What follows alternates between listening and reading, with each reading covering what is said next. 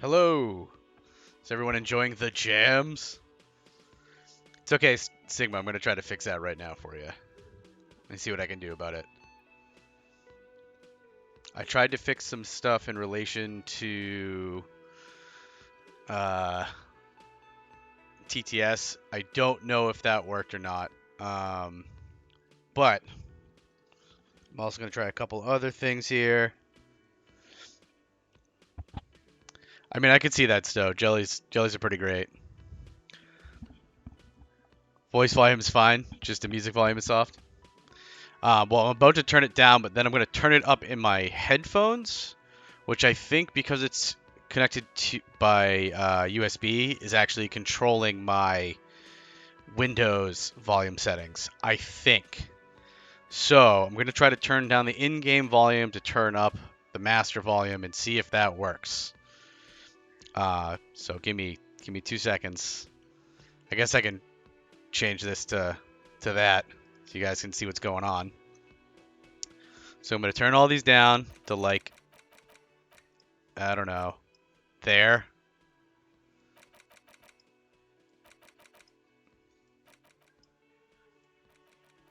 All right, and then let's see if I turn this up all the way over here.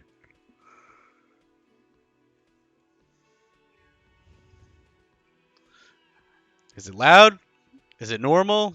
Is it still silent? What is it? What is it for you folks? It's fairly loud in my headphones at this point.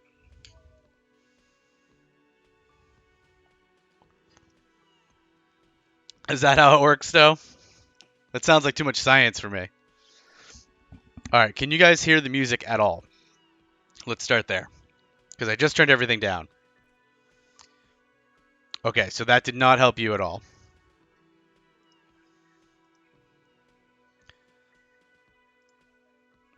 Barely music, voice is good. Okay, so doing that here did not do anything. I turn this back down. Blast in my ears.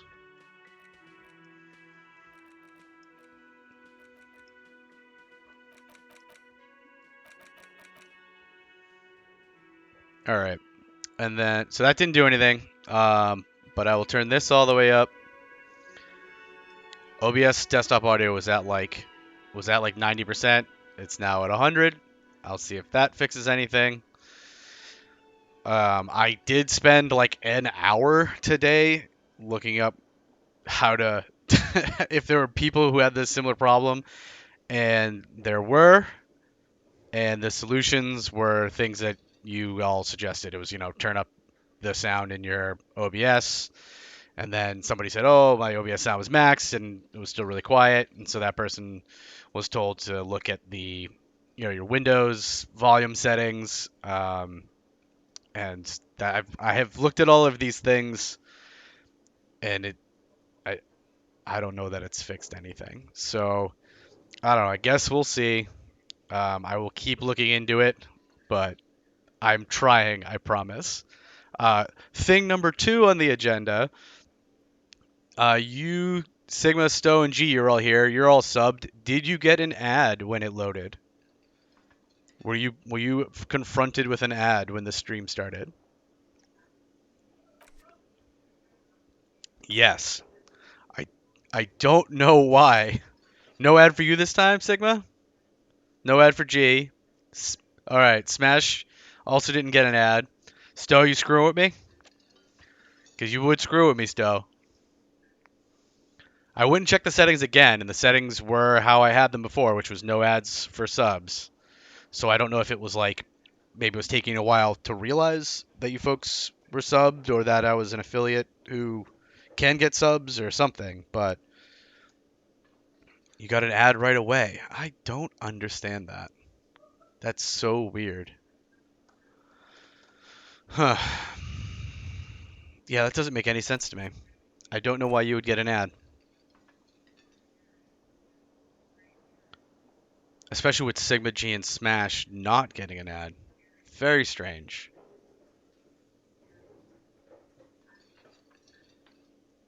All right.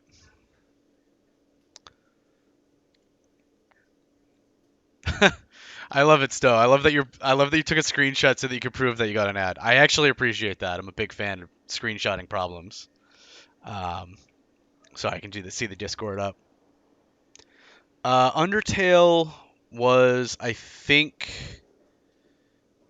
5 streams maybe. That might be one of the streams I didn't upload to YouTube, and I think it was the end of something, and then uh, the other half was demos. But during the transition, I showed some sensitive work material, so I didn't want that to live on the internet forever. It might have been Undertale, so it might have been in one of those streams that you're missing for Undertale. But there wasn't a ton. There was not a ton of Undertale. There was a good amount. I think I was also streaming probably twice a week, so it was still probably like 2 weeks or 2.5 weeks of Undertale. I'm pretty sure. I will re-look into your problem, Stowe, because it does show you as subbed, so you shouldn't be getting those ads. Just F5 and you got another one? What the hell? That's the opposite of what should happen. You should not be getting ads. Don't want you getting ads. It's just not right. Alright, what were we doing? Looking for Ruby. Still have no idea where in the boardwalk I need to go for this bullet trace. Can't get to the island at the moment. Join the reading group. I don't know if that's going to happen. Oh, okay, from the reload. Smash wants an ad. You wanted an ad last time, too. I gave you an ad when I went on break. Because you wanted one so badly. Figure out why Suna can't hear anything from her headphones. I guess we could go do that.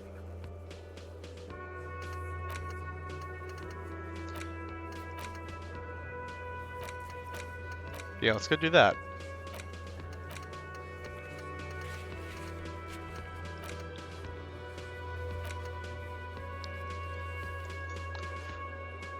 I have not danced. I've done 0 dancing.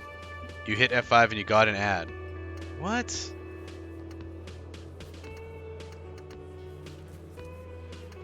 I don't understand. Twitch, I don't understand you. I don't understand.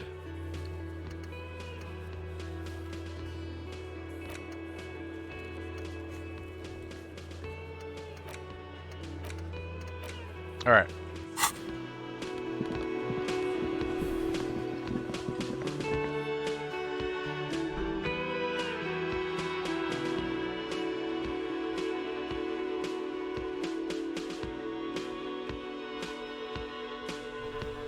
Let's go to the church.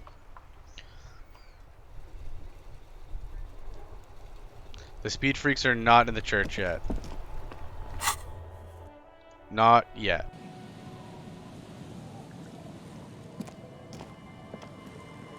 I do have a gun and a sword, though. Big fan of the gun and sword. They have sneakers? Where'd they get sneakers? Alright, what did you need help with? With your headphones. Let's talk to you again. Yes, what is it? Oh. It was a check to help her with her headphones. No, gee, why? Why do you hate boots? Sweet, sweet boots. Alright, so we've got a 28% chance to do this perception check. We've got 2 extra shots at it. I don't know if we have any clothing for it.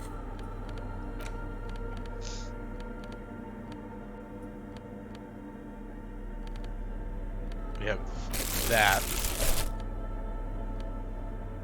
I feel like that's probably it.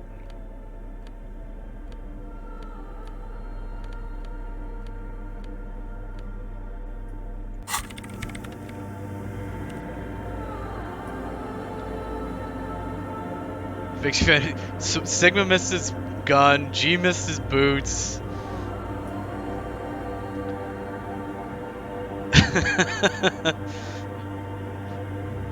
Oh man. I never got the option to put his body in the freezer. In the bear freezer. I would have done that if I got a shot at it. Yes, what is it?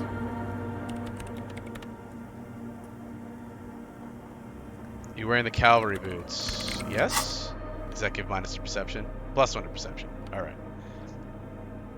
Oh, I gotta take the lenses off though. There we go. So what's that give us for perception? 5? Wait, doesn't one of these...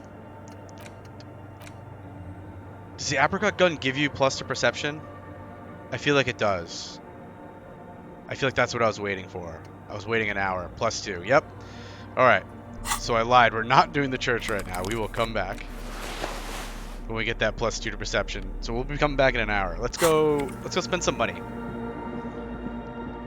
We have 30 real. Let's go buy some stuff.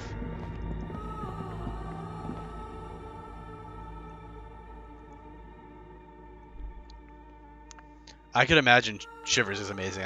I bet you it's real weird, similar to the apricot. I went to a seafood disco once, and I pulled a muscle. I lost my ABCD. Where did the disco? Ugh. I hosted a silent disco party in my apartment. I got a complaint from the mime next door.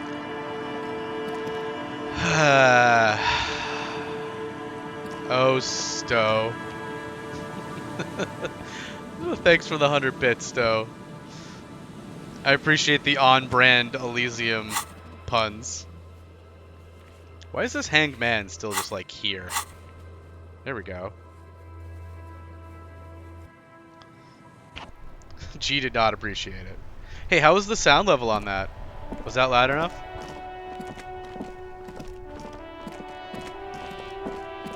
After me tweaking 8 million things and just praying? Seemed good? Okay.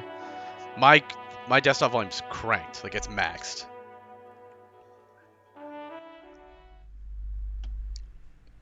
Wearing headphones, so all is good. That makes sense.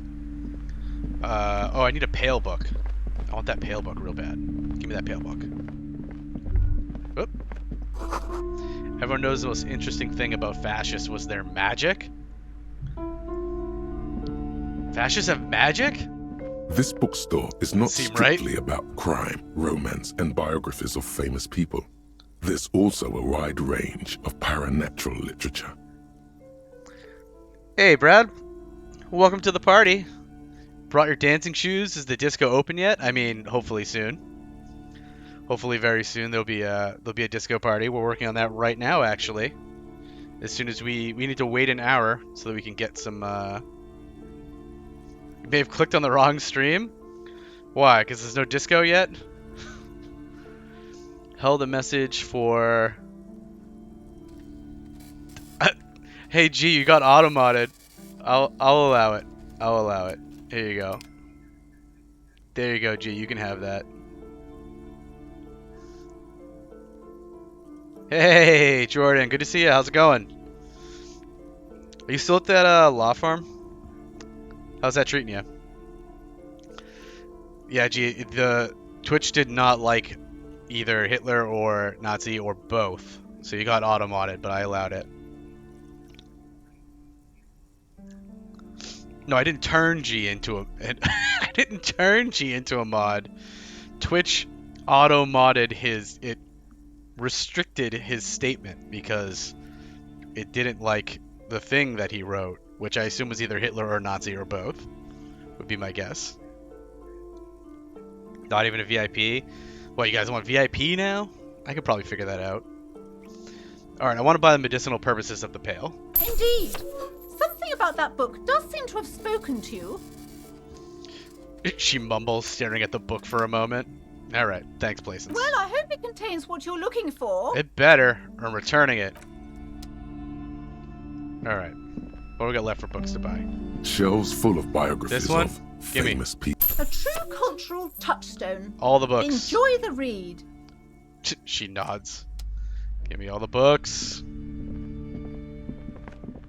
Shelves filled to the brim with crime novels featuring I need to put a the point supposedly reaction speed? stalwart Vespertine detective Dick Mullen. Should we try to reaction speed this? I think we have the points, right? Oh yeah, we got 1,000,000 points. Is this the next thing I'm gonna have to do? You guys are gonna need VIP from me now. I can figure that out. Add it to the list. Someone type it in the Discord. Pretty good. My boss told me to use my best judgment to decide if I should come in tomorrow. So apparently I'm a part-time meteorologist now too. We're all part-time meteorologists. That's like step 1 of living in New England. If you're in Boston area, we're expecting between 6. Yeah, he's in like legit in the Boston area. But yeah, that's what we're. I wouldn't go in. Can you do any work from home? Be like, sorry, bro. It's scary out there. Also, it's snowing. Alright, let's see. Reaction speed, reaction speed. Do we have anything that adds to reaction speed? This thing. The orange bum hat. I think that's it.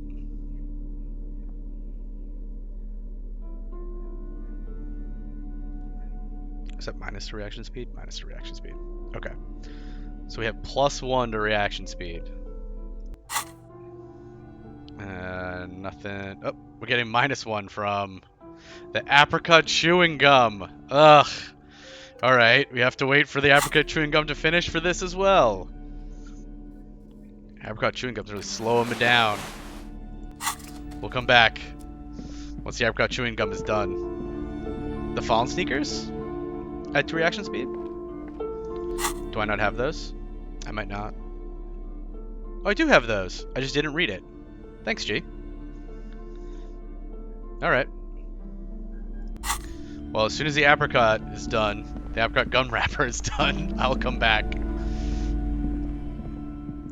The display rack is brimming with worn paperbacks featuring Let's make sure I have enough for the game. I want the game too. Here's something about a smart small speakers. mountain of colorful board game I boxes. sold those. There are numerous types of games for all ages. I sold the A lot of speakers. shelf space seems to be taken up by Wirral-related merchandise. Fallen pants? Sorry, you're talking about, G? I want to buy the Suzerainty game. Wonderful choice, sir. A wholesome family game. Who doesn't love a good wholesome family game? What kind of pants are they? Pants that give you +1 to reaction or something? Yeah, reaction. An family game. Oh, I can still afford the book. The display rack is brimming with worn There we go. paperbacks. Give me this. Oh yes, certainly. Gonna buy her Another out. good sale. All right, now we have 14.14 real. We spent 30 real at her store. That should keep her afloat for a little longer. Let's just say someone who died left their pants behind. Someone who died. Well, the hanged man died. But he got stripped of all his clothes. And then his clothes got thrown in the dumpster. I was at a Lord of the Rings themed disco last night. It was Mordor on the dance floor. What did the cop say when he entered the disco club? Get down. What do you call a mosh pit at a disco? A cluster funk. I like the cop one. That's kind of appropriate because we're a disco cop. So that one fits.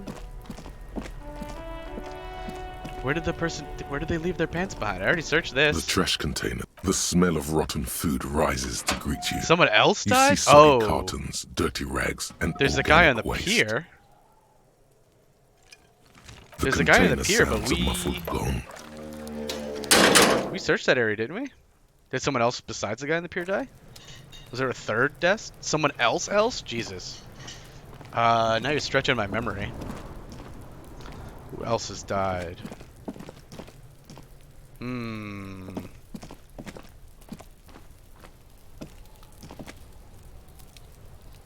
Is it something I've encountered? Like this is actually something that I've actually seen.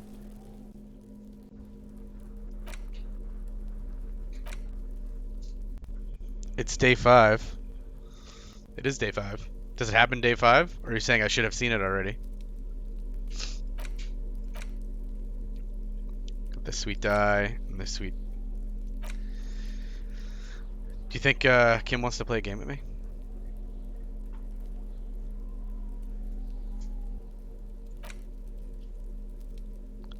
Go and try to get a sandwich? Oh, I'm bad at that though.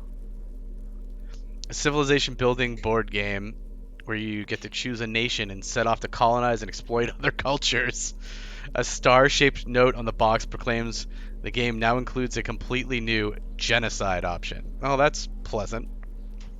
Seems like a very classy children's board game.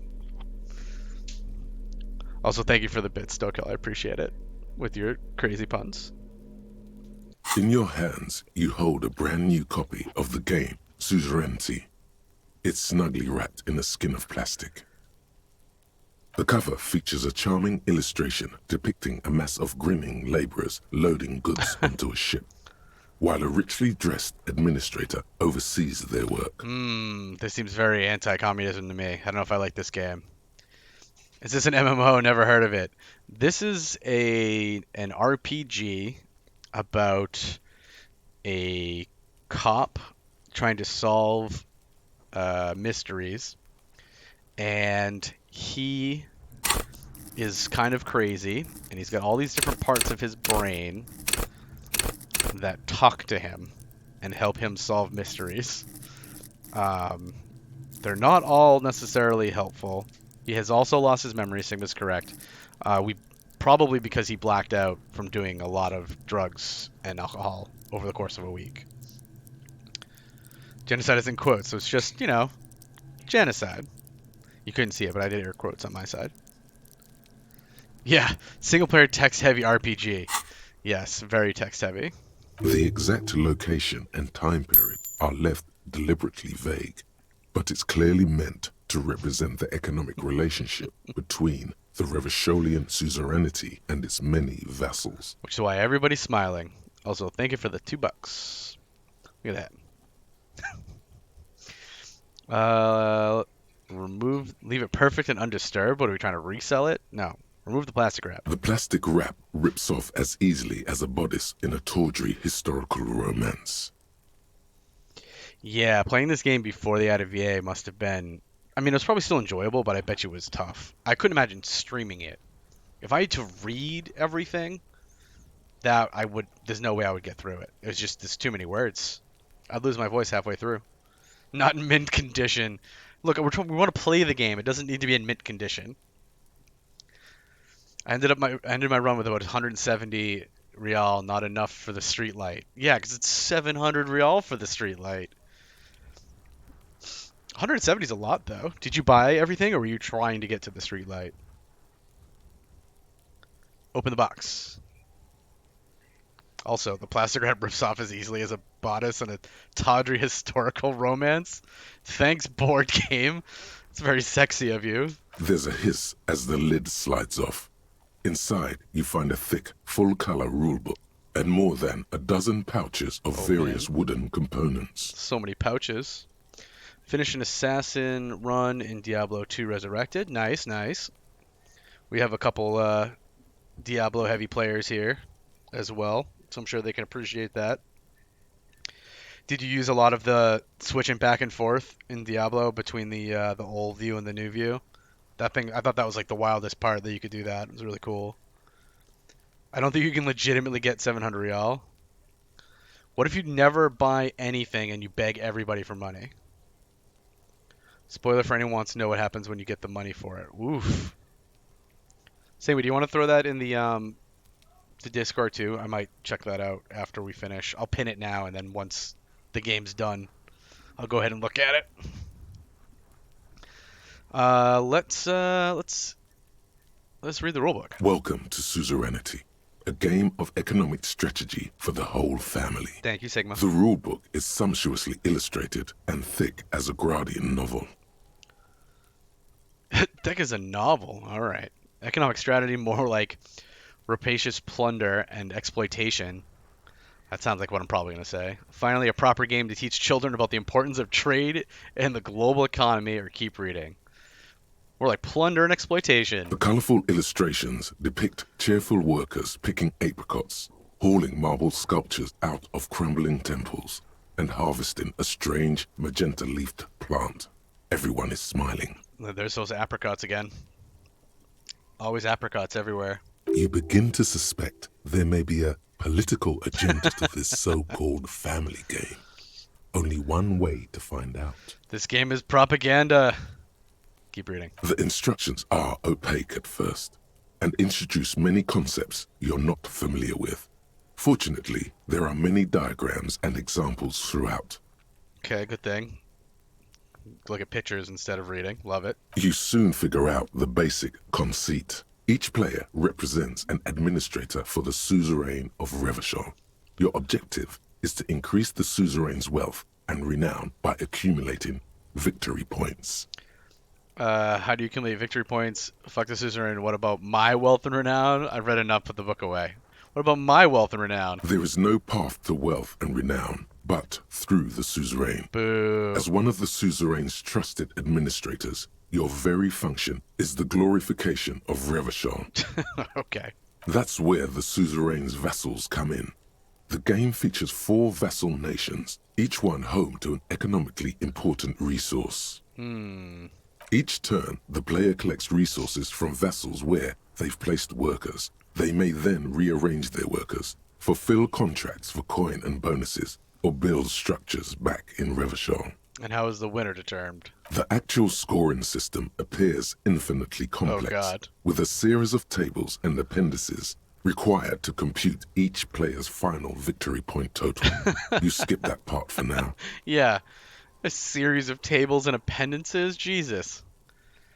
Examine the components. You open up a number of pouches containing wooden tokens. There are also several punch boards with other cardboard components that will need to be punched out before you can play. Check out the wooden tokens.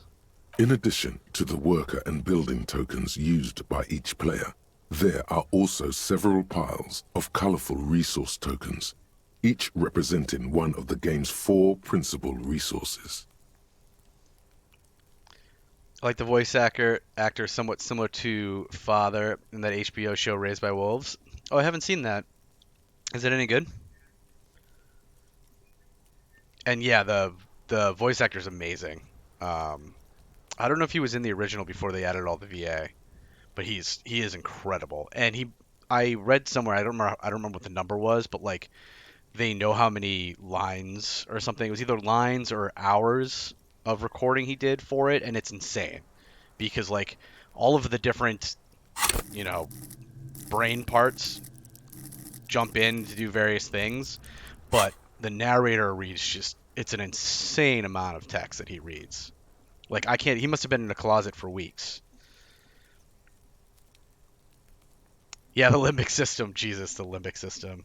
What a creep the limbic system is. From the Empire of Sefre, orange apricot tokens. From Ilmarat, the ancestral name of Ilmara, grey marble block tokens.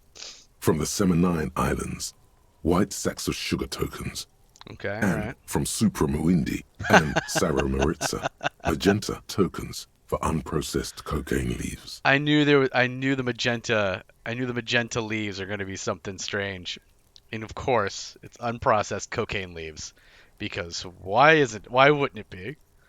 One of the players is a drug dealer, of course. It's decent. Season 1 was slow and weird. Season 2 seems like it may be picking up a bit. Alright. Let me know what it's like. If you end up finishing it, let me know what you think at the end. 350,000 words. I 100% believe that. I wonder how long it took for him to record that. It's insane. Oh, those are nice. The lieutenant picks up a sugar token and admires it. I agree. Punch out the cardboard pieces one by one. Each cardboard token makes a satisfying ch as you pop it out. Soon, a neat pile of cardboard coins and counters has accumulated before you. Oh yeah, still, right? Not to mention retakes. Yeah, he probably said all of those words like 5 times each or something, right? 8 months, 3 days in a week. It was his job for a year.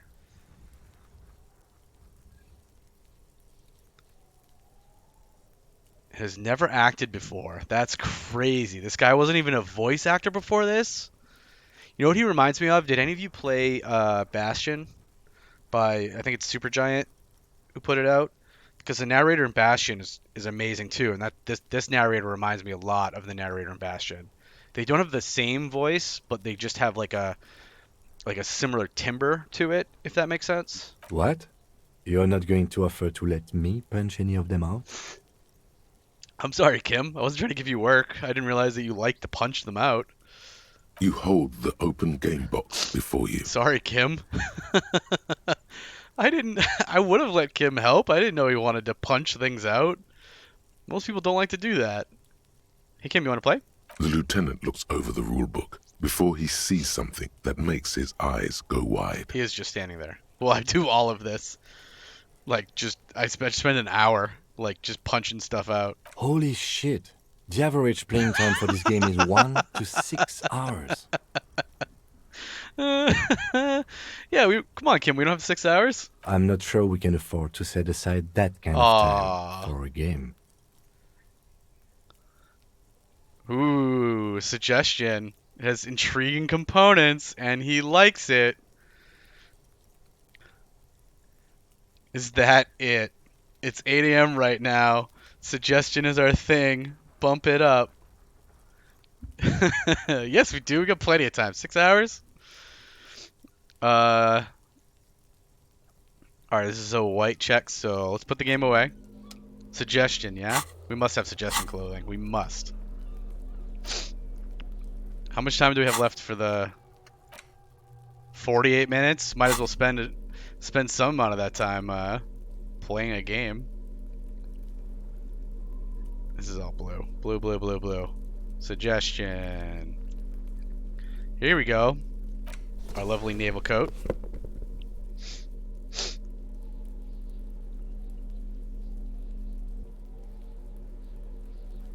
This is all red. This is all red. Hey, Smash! Thank you for the for gifting a sub to Brad. Appreciate that, Brad. Welcome to the Viking Raiders. You're officially a Carl. I think is what I named them. I think tier 1's a Carl. I think you're officially a Carl now. Just jackets. Just lots of jackets. What's news to you, G?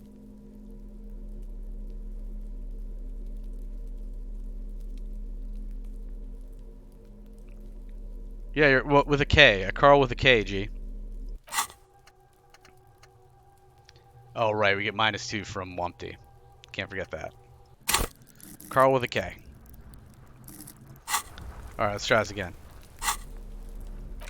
Where's my board game? The suzerainty box It is heavy is a title. and slightly awkward in your It's hands. like a Freeman. You give it a light shake and feel the pieces shift around inside. Alright, let's do this thing. Convince Kim to play with you. What is Yes. detective work if not an elaborate game? You need logical inference, attention to detail, the ability to analyze your opponent's motives. We did it. We done did it. I have over 100 hours in Assassin's Creed Valhalla, so I'm something of a Viking myself. Fix his tie. Fix his Viking tie. What's your favorite Assassin's Creed? Is it Valhalla or is it one of the other ones? Because there's like 10 of them or something, right? We must have reached the founder limit then. Unless it doesn't count gift subs, maybe. I don't know. Come on, it might help us think of more creative solutions to the case. I do feel like my thinking has become somewhat rigid. Maybe a little diversion to keep the mind limber is just what's in order. Yeah, gotta keep your mind limber, Kim. Let's get on this. Might have to manually change what the gift sub not being a founder. See? He's doing the hard work himself. All he needed was a little nudge. Just a little nudge. Kim wants to play the game. All right. Yes. You've convinced me. How do we play?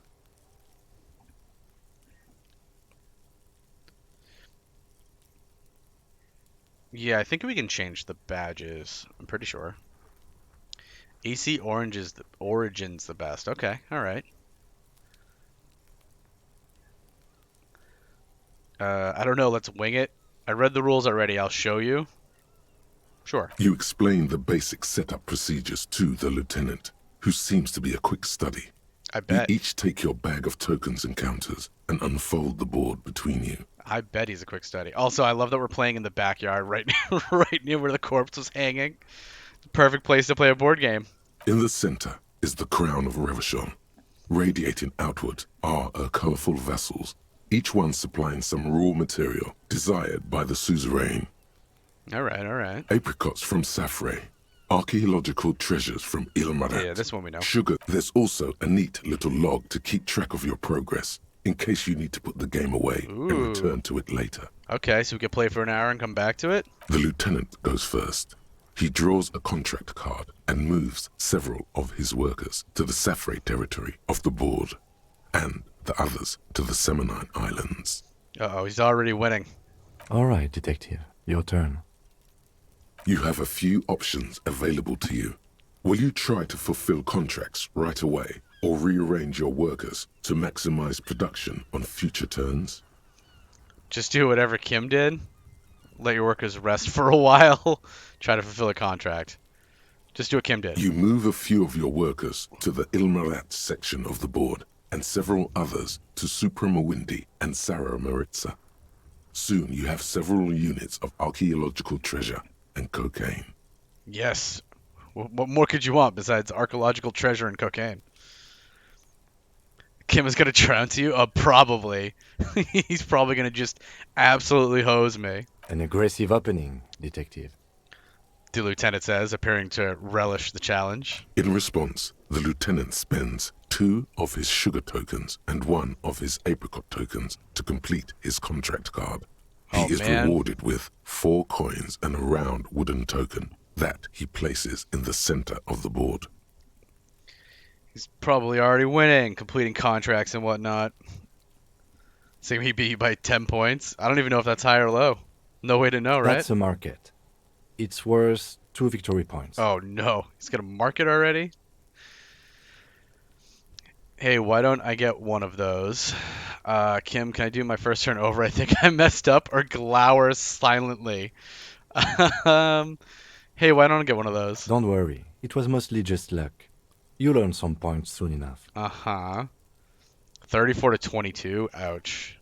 Okay. What is that patronizing tone? It was. You're one of the suzerain's trusted administrators. You may need to put the lieutenant in his place. See, there you go, Brad. That's the, my authority, the authority part of my brain telling me that. I'm not even sure what points are. That's part of the problem. Glower silently. The lieutenant returns your baleful look with a satisfied grin. Damn it, Kim. Glancing over the board, you see several possible strategies. Pressing more workers into service would increase your economic output and help you to survive a possible conflict with the lieutenant. Or you could ignore your labor supply and focus on fulfilling contracts for points and resources. Those aren't your only options. Hey. All right, Rhetoric, what do you got for me? You could also show your workers how much you appreciate them by investing some of that wealth in them. After all, they're the ones producing wealth for the suzerain. Yes. We must invest in our workforce. Power to the people. Well, sure, you can do that. It's just not a terribly effective strategy, but then it's up to you. You'll pay for this, Kim. And your little dog, too. And by dog, I mean your notebook that you carry with you everywhere. And yeah, it's definitely socialism. Invest in your existing workers, press more workers into service, focus on fulfilling contracts. Kim, which I do. I'm bored with this, let's finish it later. Invest in your existing workers. To the lieutenant's puzzlement, you spend several turns building various improvements to your territorial infrastructure. Soon, your workers have access to clean water, The way it should paved be. roads, and basic hobbies. In return, they produce 1 extra resource per turn. Perfect. Gaze in your workers like a benevolent parent or grimace at them for not working harder. Benevolent parent. Too bad investing in your workers just isn't worth many points. What do you mean? Take a look at the scoring tables in the back. The lieutenant turns to one of those appendices you skipped over earlier. You see in Table 8C that investing in territorial infrastructure multiplies your final victory point total by 1, which is to say not at all. Whereas erecting monuments in Revachol gives you a multiplier of 5. Oh my god. This game, it just reinforces capitalism all the time. It's so anti-socialism. It's amazingly anti-socialism. So you're saying the values of the ruling class are completely divorced from the well-being of the people who generate their wealth. So you're saying I should treat my workers like disposable labor instead. So you're saying I fucked up. Complete divorce from the well-being of the people who generate their wealth? Yes, precisely. Funny how that works. Oh, still wants me to hydrate. I can do that.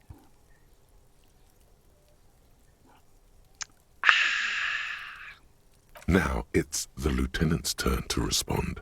He moves aggressively onto the Safre territory. Soon, his workers are producing a steady supply of extremely valuable apricots. Alright. Quadruple hydrate, I'm on it. Quintuple. I don't know what's after that. I should put a cooldown on those, it would seem. How did you guys get so many points already? You guys have just been hoarding plundered treasure to make me drink.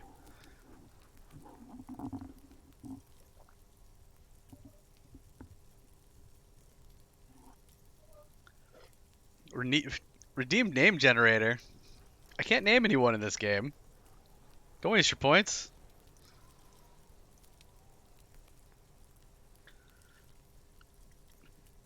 Alright.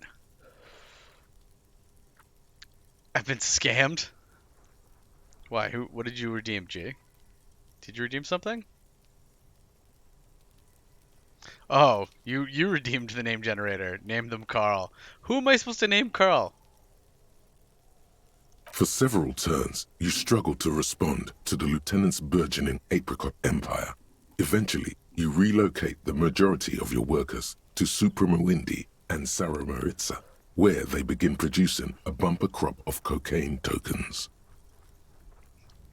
That's too many things happening.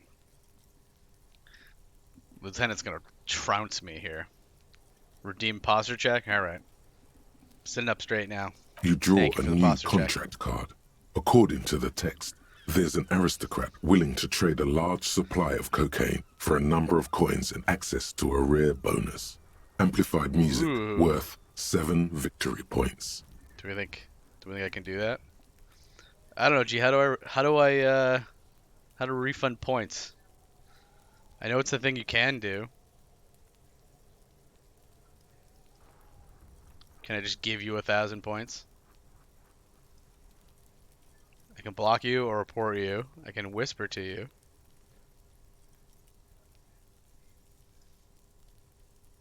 Click my redemption. No, that doesn't seem to do anything.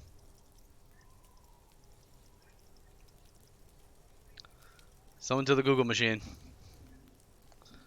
You know, this isn't unlike the situation the historical Revacholian suzerainty faced in Safre in the middle of the last century. Funny how that works. I love that this board game is making me money now. Tell me more. Well, the suzerain was looking for new markets for all the cocaine it was producing, and it settled on Safre. Huh. By introducing cocaine into Safre under exclusive contract, the suzerain created an extremely valuable captive market for an extremely addictive product. I know, apricots. Just can't get enough of them. That's fucked up. That's brilliant. What does it have to do with the game? That's fucked up. If you could somehow get the lieutenant's workers addicted to your cocaine, you could not only make them less productive, you would also force the lieutenant to pay you for your cocaine tokens each turn. Can I get his workers addicted to cocaine? There is a rewards queue, and mods can help with that as well. There's an activity feed. Let's see. Timeout, ban. Messages, timeout, bans, mod comments. Let's see. I could report a reward redemption.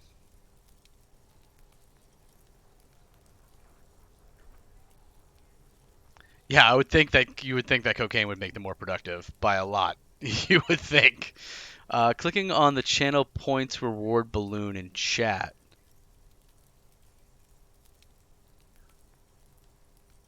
Clicking on the channel points reward balloon.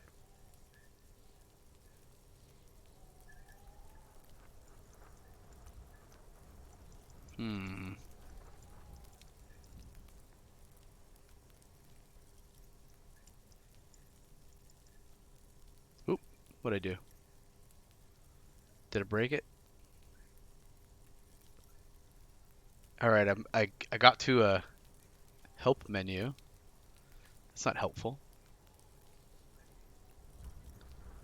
How do I refund? Come on. Can viewers use channel points to harass streamers? Yes. Also, I'm hydrating because I saw that hydrate.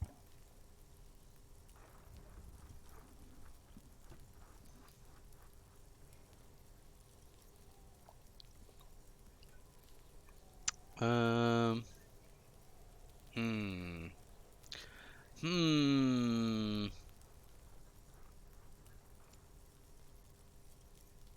All right, I will click your article.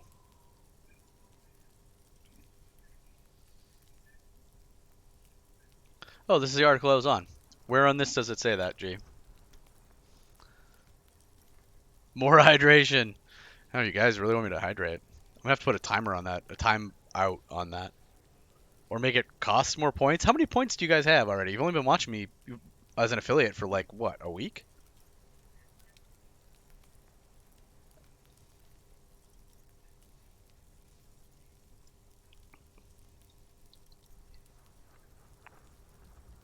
Aha. Refund points. Some channel points mods to do some work from the rewards queue. Open the queue in the window by clicking on the channel points reward balloon in chat.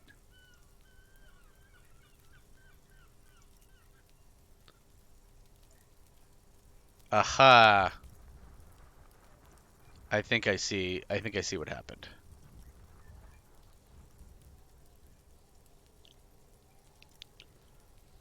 And then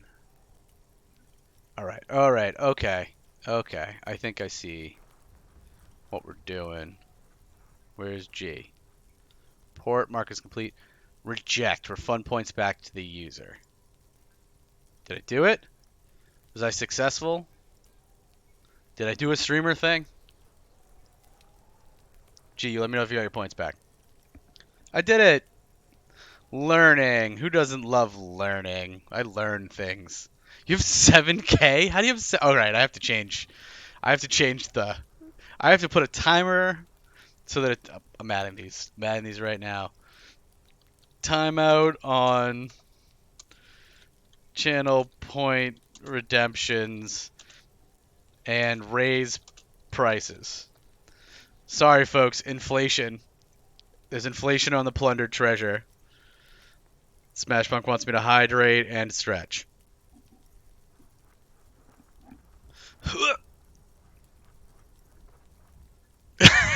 Gee, what the hell?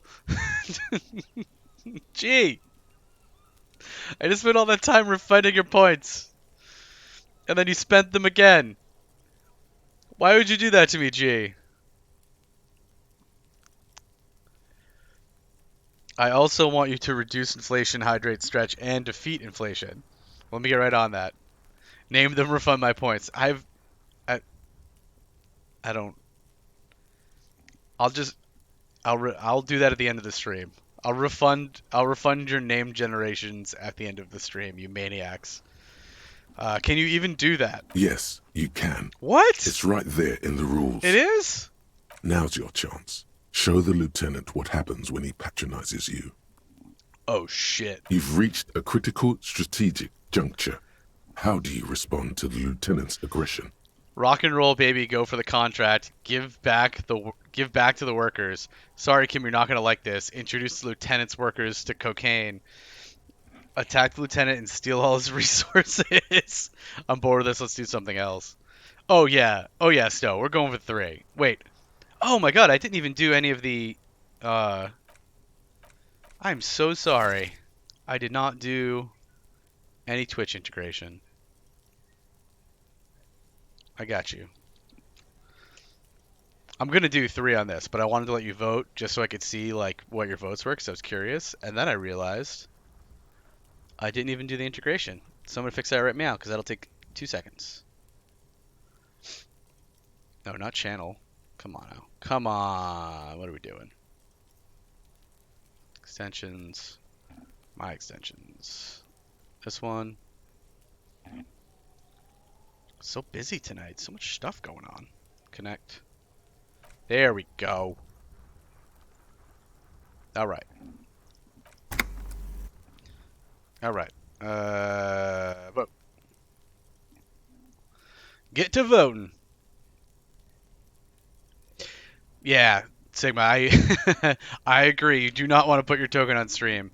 The first time I did this, I made sure not to do it on stream, and then realized that they do it all starred just to make sure, which is smart. That's the way they should do it. Everybody votes for cocaine. Sorry, Kim, you're not gonna like this. Introduce lieutenant's workers to cocaine. The lieutenant's voice goes stony as you take your turn. He does not appreciate you getting all his workers addicted to cocaine. With each passing turn, you slowly bleed the lieutenant of coins as his own workers become less productive and more dependent on your magenta cocaine tokens. I mean, they should be becoming more productive, if we're being honest. Also, take that. Also, yeah, we passed an hour, so we finally did the apricot thing. Enter that token and your mother's maiden name and your favorite color, also your social security card and your blood type. Also, how much blood you can give before losing consciousness. G's too excited about this. As a matter of historical fact, this is almost exactly what happened in Safre. To this day, that's not fully great. half of the former Safre Empire Jesus. remains dependent on international aid in exchange for a steady supply of cheap produce. Just like they did to Safre. More or less. The lieutenant says, but he's thinking less about the matters of historical wrongdoing than how to get out of the jam you put him in. Realizing victory is slipping away, the lieutenant launches a desperate gambit. Protectionism. By erecting tariffs on your cocaine, he hopes to starve you out of the market at the risk of incurring the suzerain's disfavor. Protectionism? Don't you do that protectionism crap. Being all secluded and on your island. Do you know your blood type? I have my blood type written down. Also, G is apparently O positive. How positive are you that you're O positive, G? Exports. The end game is upon you. Do you escalate the trade war with the lieutenant in hopes of crushing him with your economic might? Ooh. Careful, G. Smash is a vampire. He's coming for your blood. Stowe, you should get that looked at if your blood type is green. Or do you ignore his aggression and focus on building the mighty victory column structure in Revachol herself? Tough choice. There's a lot of O positive in your house. Alternatively, you could throw the whole game away by trying to build a public education system for the children of your workers. Oh no. The choice is yours. Oh no, oh no. I want to build a public education system for the workers. Hydrate, you got it. All over it, Stowe.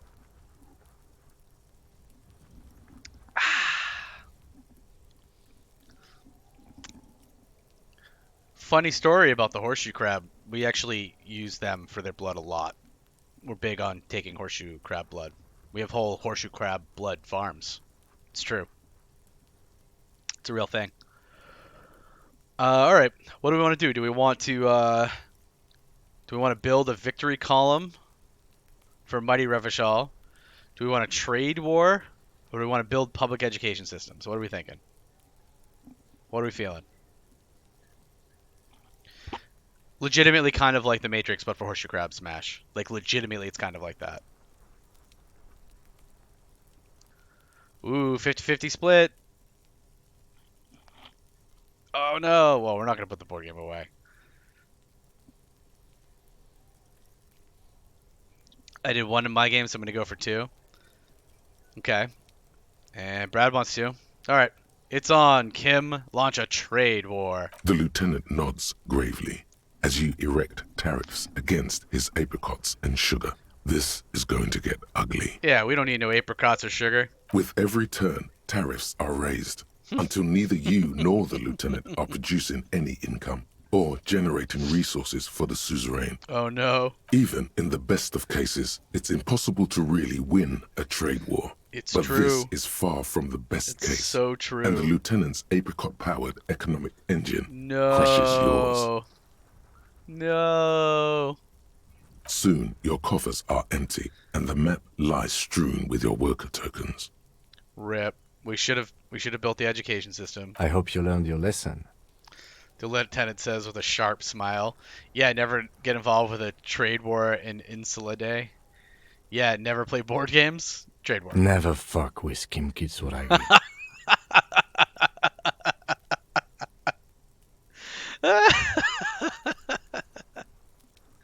Oh shit, Kim. Man, Kim getting real with it real quick. We should have applied sanctions on Kim. It was our only chance. Now, let's tally up the scores, shall we?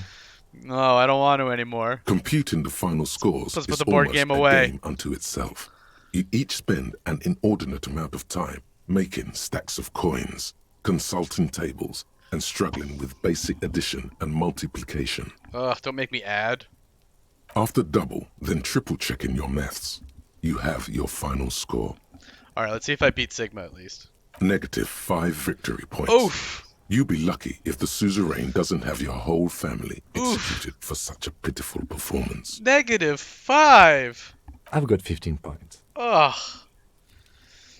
The lieutenant looks up from his tabulations. I've got 15 victory points, he says with a slight smirk on his face. Ugh, I lost by 20. Westward have taken Kim to the cleaners? Probably. Should have chose one? Maybe. I think Sigma chose one, though, didn't he? Or maybe 3. Yeah, maybe I should have gone with the education system. Don't look too glum, detective.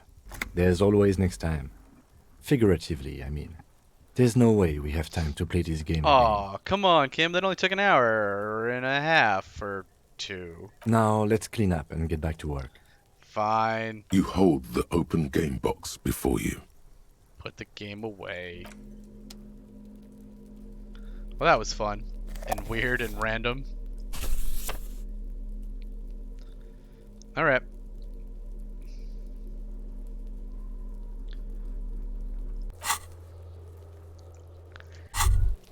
Whoop. Here we go. Apricot chewing gum scented one. August 2nd, early late summer. You're getting off the streetcar in Le Jardin, east of the river. Her father and mother are middle class. The nylon of her little jacket rustles next to you in the dark like autumn leaves. Her heels click on the pavement. You're walking up to the gate in front of her parents' house. She takes out her chewing gum and you kiss her. A feeling like electricity flows through your whole body. Immediately, you know that you've entered a completely different world. What's this storm going on? Alright, let's hit this crazy image for the apricot chewing gum scented one. I didn't think it'd go that bad. Also, still at a loss, I chose one. The game tells you to pick one and stick with it, and neither of us did that. I guess that's true. Maybe I should have stuck with trying to help the workers. +2 perception. Betrayal lingers everywhere. Ta-da! Nice.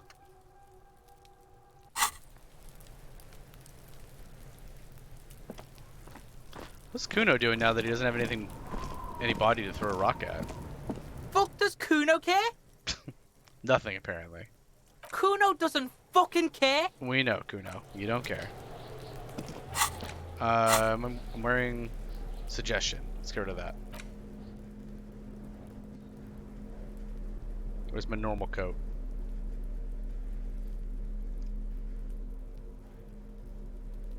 Normal coat. That one. Alright, we have 4. Is 4 enough? Kuno's got nothing left. We took everything from him. Ruined his night city. Took his body from him. He can't throw rocks at anymore. Take that. Let's see if 4 real is enough to make any purchases.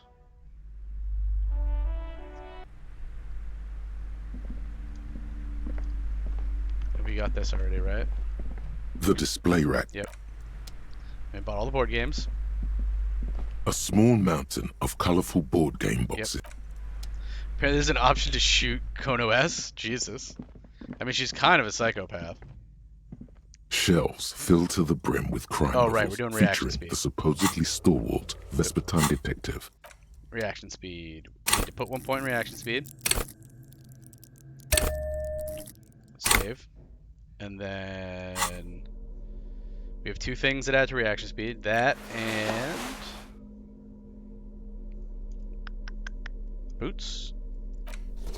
These sweet sneaks. And then there was something that subtracted that we need to take off. Oh no, that's perception. Okay. So we have 5 reaction speed. That's not bad. 5 reaction speed is not terrible.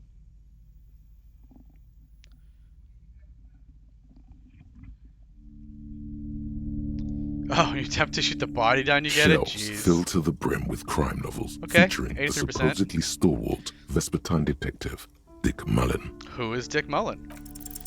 Your quick Nice. eye notices a small caterpillar crawling across the spine of a book.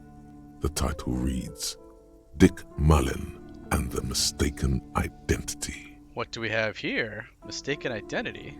A worn paperback from Dick Mullen's classic Hard-Boiled Phase. The premise seems to be that Dick Mullen is framed for the murder of his best friend and has just a few days to prove his innocence. Why does this speak to me? Could it be the motifs of unstable identities and shocking betrayals? Could be, could be, could be. That's probably right. I'm a complicated guy full of contradictions. No, it's gotta be something else. It's probably right. Then this is the book for you. Oh no. 8 real. Alright. We'll come back. I think that's the last book, right? Shelves full of Because we already got the map, several maps. The maps look old Yep. and and then the pale book. this bookstore is Alright. We did that one. Good for us. And now we're gonna go do perception, right? Boots. Because now we have +2 to perception, which brings it to 5. And I think we have 1 or 2 things. What's up with that? Let's go check some headphones, shall we? Mistake identity? No T in for you. Coffee only. Travel to the church.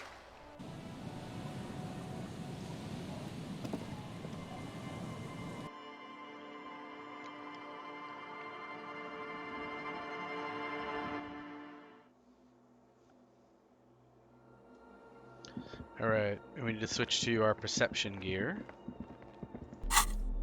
Which is this hat. Was there another thing? Something that subtracts, something that subtracts the lenses. I think that's it. Pretty sure.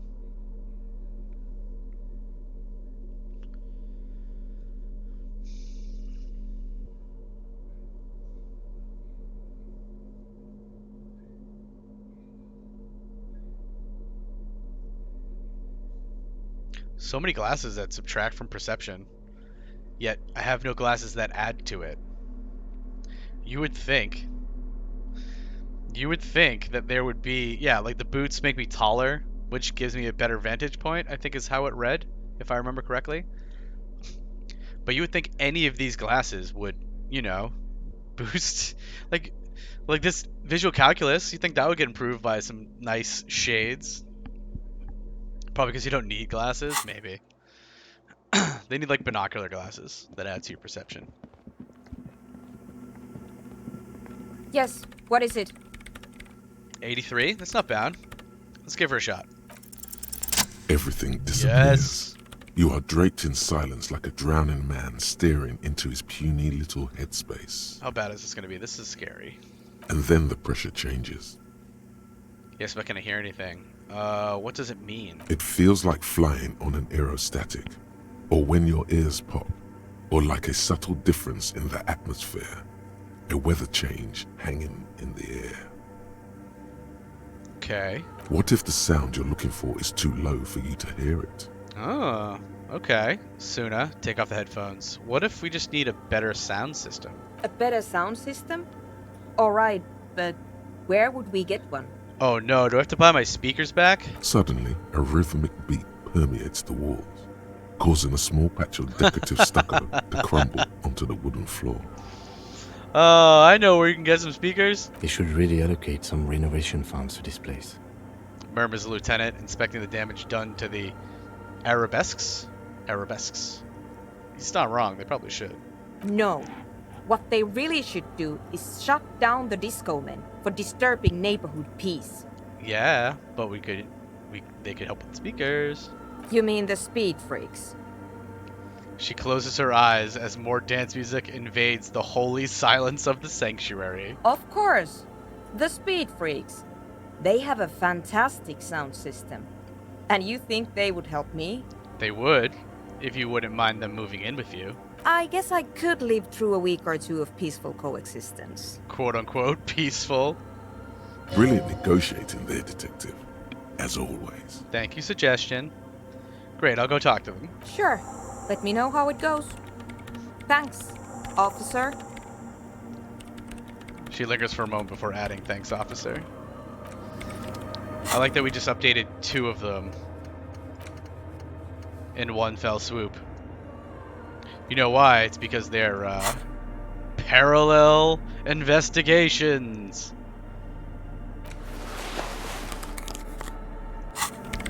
Parallel mysteries. To the speed freaks.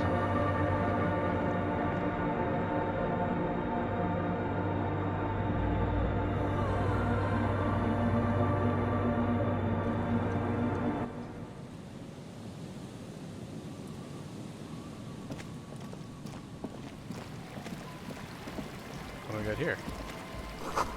Full of holes. Could the post hide treasure? Look inside. Really? It's a potent pilsner in this pole?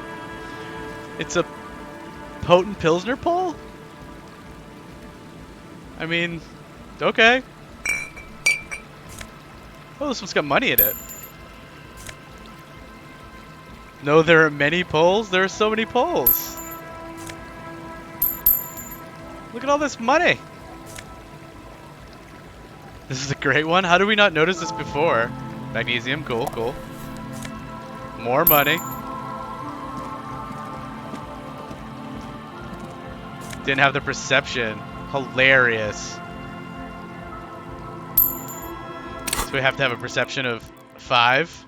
Love it. That's so funny. Notice there's a new yellow dot in the church too. I didn't, but I will go look next time. Well, that's fun. Some money on the ground. We have enough to buy the book now, I think. Dick Mullins was 9 something, wasn't it? So many money poles. There's like a weird symbol on this one.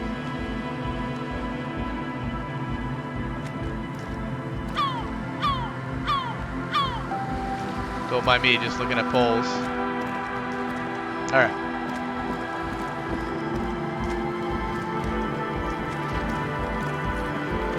The world changes subtly with every point you spend.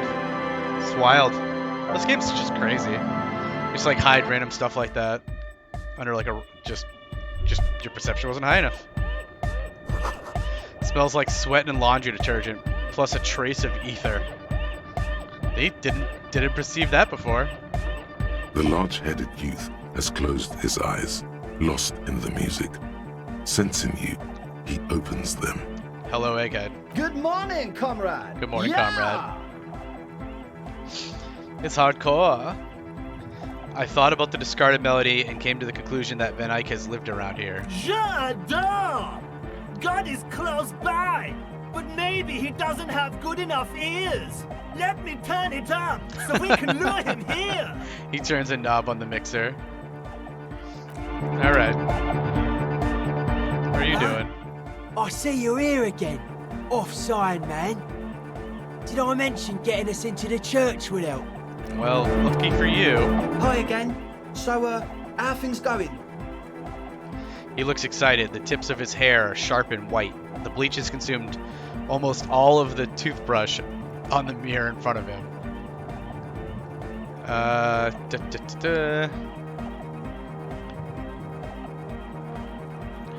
talking about the church again. Yes? What's the deal? Good news. I've managed to convince Suna.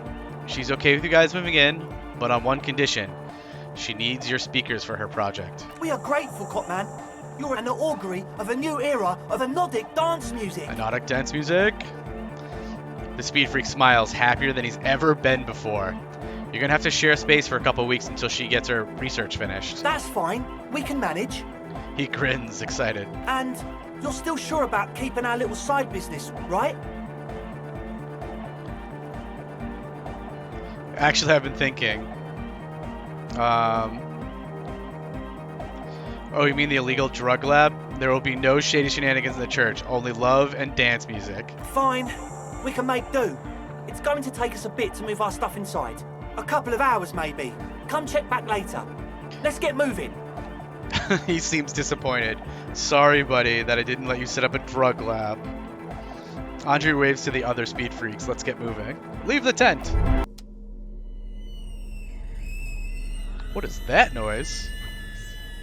That noise is terrible.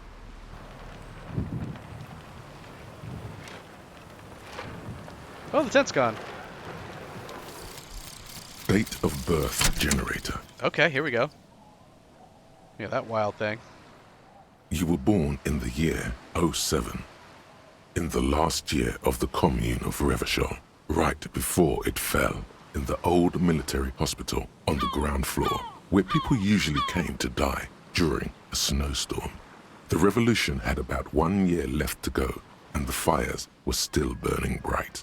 There were explosions in the blizzard. This was 44 years ago. You are 44 years old. The bloating might never leave your face, but beneath it, you still have some years. You still have some hope. I'm a terrible looking 44-year-old. A succubus? God, I hope not. I haven't run into one of those before, but I'm sure that would be terrible. Learning cap for logic raised to 4. -1 difficulty to all physique passives. Huh. That's interesting. I don't even know how many physique passives there are. Awful? I mean, -1 of all physique passives is good if there's a lot of physique passes that we're not hitting. Right? Because we wouldn't see them if we were failing them all the time. Learning cap for logic raised to 4 isn't that great, but... No, not -1 to all of them. -1 to the passive checks. So like, or passive. How do they word it? Difficulty. -1 difficulty. Yeah, not -1 to them. -1 difficulty. It's the same as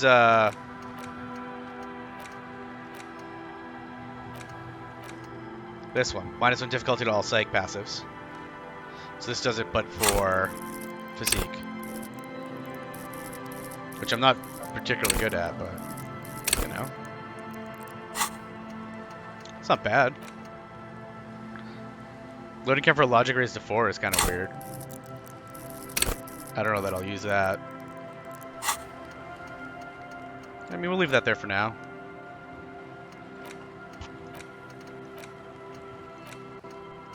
Oop. What was that last one? Oh, yes. The Fairweather T500. Yeah, you did a red run, right? You probably could have. Okay, we like all of these.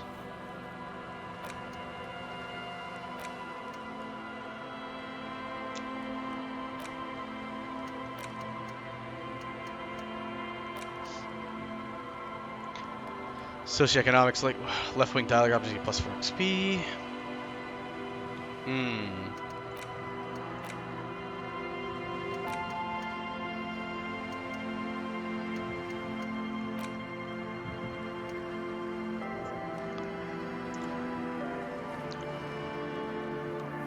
We know, think good.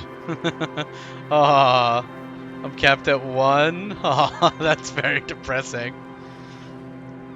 I'm sorry that you don't think very good. Alright, so we have to give them a couple hours to move in, which is fine. No idea where the weapon is. We're not giving him his jacket, I like it too much. I have no idea where that song might be. Take lots of drugs to compensate. I mean, hey, any way you gotta compensate, do it, right? Try to sync with him after and talk to her after. Don't know how to do that. We need to find a paintbrush somewhere. Because Cindy the Skull's not gonna give us one.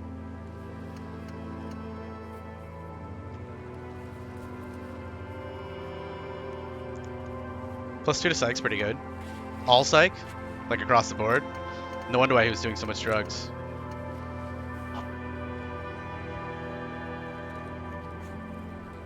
Yeah, that's pretty good.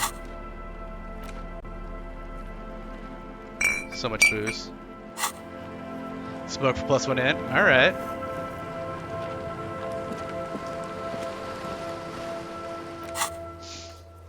So we could continue the main quest here and search for Ruby. I can't look at the boardwalk anymore. I just don't know where where to look for that. I don't remember what we needed to do to join the reading group. Does anyone remember? I feel like it was insane. I guess I could look and see what checks we have. Shivers, I don't think that's going to happen. 2, and we only have a couple things that help it. Oop, wrong one. I think it was this, actually. Was this the check we needed to do to get... It's an impossible composure check? I guess we could do some composure checks. We could talk to the communist and talk to Gaston and talk to Renee.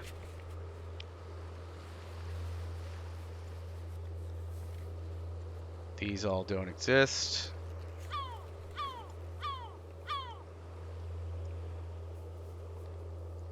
Failed mural is an impossible shivers check. That's new.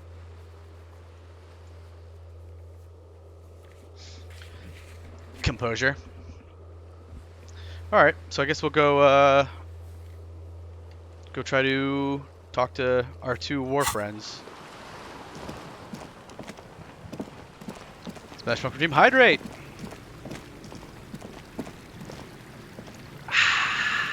Drinky, drinky, drink. Going back over here.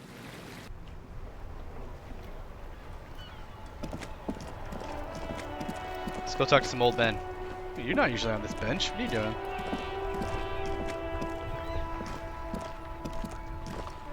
Officer, Care to play a game with the lonely old man? What are you doing over here, Gaston? Actually, never mind. Wouldn't be the same. Where's Renee? The prick is gone. I can barely believe it. But he's really gone. No way. He replies, trying to smile. They killed off Renee? Now I'll never get to pass that check. Renee, why? I had a composer check with you. It was legendary. No, he dies on day 5. Gone where? Hell, most likely. He was an absolute Kent. Gaston sighs and mumbles more to himself than you. He would have given me a medal. What does the medal do? Anything good? +1 rhetoric. Alright. Where does it go? Oh, I guess I can't look at that now. What slot does it fill? Very critical for meatheads. Alright, so it's necktie. Okay. How did he die exactly? Was he really that bad? I offer my condolences. Old people die. You better get ready too. How did he die exactly? His hungry little heart finally gave out. He was very angry. The dock workers found him in the guard booth this morning. Wasn't even supposed to be working for another week, but he just had to prove how tough he is. I mean, he sounded terrible every time we've talked to him, so... Yes, he was about to head home, cause when the dock workers found him, he was wearing civilian clothes and not the Kuketu uniform I saw him in all the time. Nah. Does that mean that he left his clothes in the booth and we should go get it? Sometimes I thought he was wearing it just to piss me off. Probably. Now the joke's on him, cause he's gonna be buried without it. Oh no! Was he really that bad? I repeat, an absolute cunt. Even his old army buddies didn't want him around. He was like an old viper. He turns to look at the crater. The only people who could stand to be around him were Jenny and me. She saw something in him when we were just kids and... Oh man. We should go get his uniform so he can be buried in it. And she never lost sight of it. And I thought if the most beautiful being in the world can love him, then there must be something worth holding on to. His voice trembles. Did you love him? We've hated each other our entire lives. So much, in fact, that... He falls silent and looks at you, eyes filling up with tears. Yes, I loved that angry prick. He didn't deserve it, but I did. You know what his last words to me were? He wipes his eyes with his sleeve. Something mean? That he's sorry? Some White Ring Royalist slogan? Something forgettable like see you tomorrow, probably? Tell me. In Guillaume's time, you'd have been shot without trial. That's what he said to me. He lived a cunt, and he died a cunt. Let's leave it at that. The old man gathers himself and wipes his eyes again. Here, something to remember your friend by. Give him the photograph of Renee and the girl. Aww. Let me see. This was 60 years ago. We all went to that parade. Young Renee looked so happy, and Jenny... Gaston takes the photo, hands trembling. Eyes blurry with tears, he has to stop. I'm sorry, officer. I just... Thank you. Thank you for this little memorabilia. It really means the world to me. He dries his eyes. That was nice. A small thing for us, but invaluable to him. He probably didn't even know René had the photo. The lieutenant smiles. I offer my sincere condolences. Yes. We are both very sorry for your loss. Thanks, Kim. It is what it is. Part of life, really. But to know someone for 79 years, then one day they're just gone. Hey, Brad. All right, gotta go get some shut-eye. Peace out, Carls. Thanks for hanging out. Good to see ya. Good luck if you go to work tomorrow. Don't get snowblind. Be safe. Maybe I'll catch you on the next one, man.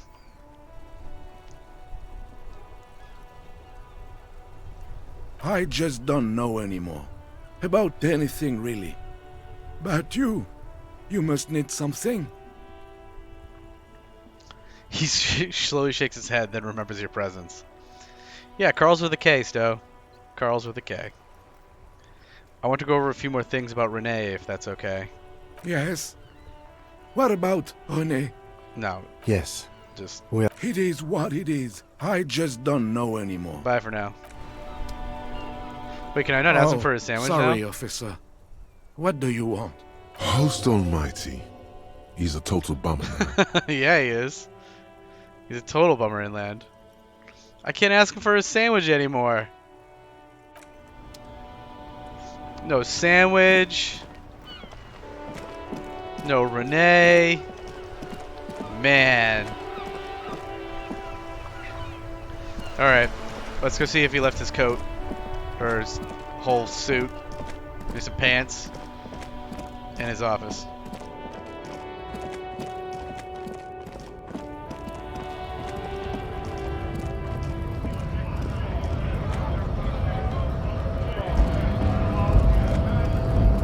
Doc with the broken sound.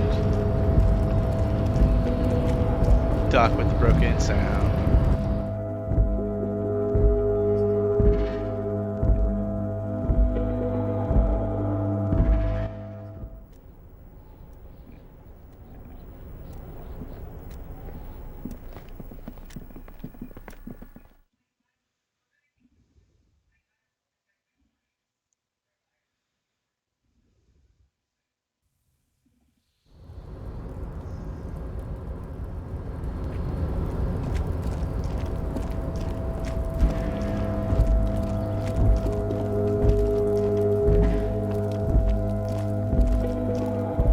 This is the night watchman's booth.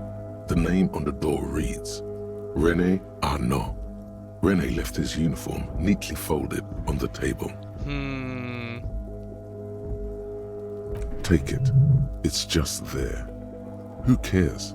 It's not like anyone's gonna need it. Yeah, they're probably gonna throw it away. Generally speaking, it would be dishonorable to take it. But then, it looks like a military uniform, and wearing that is very honorable. So, a conflict of honor. Ugh. It's up to you. Conflict of honor. Take the uniform. I suppose René is not going to be needing it anymore. It's a bit too colorful for my taste, though. It's needed for work and all that. This is gonna take my shit to the next level. I'm done here. Needed for work. Fantastic. Try not to wear it with other similarly colorful clothes, okay? What? Why not? It'll look fantastic. Warm clothes. +1 Revacholian nationhood. Proud nationalist. This beautifully adorned jacket of the Royal Carabiners has 3 stars on its shoulder and the word Capitan written on the chest. Neatly patched here and there, it's impossible not to feel love for the fatherland when you wear it. See, that's why he was such a nationalist. His clothes made him do it. Clearly. I don't have any nationalism, do I? I don't think so. Oop. These pants are made from synthetic lightweight fiber and designed to let the carabiners' legs and groins breathe. Red stripes are there to inspire courage, while the golden stripe symbolizes the patriotic flame in the wearer's heart.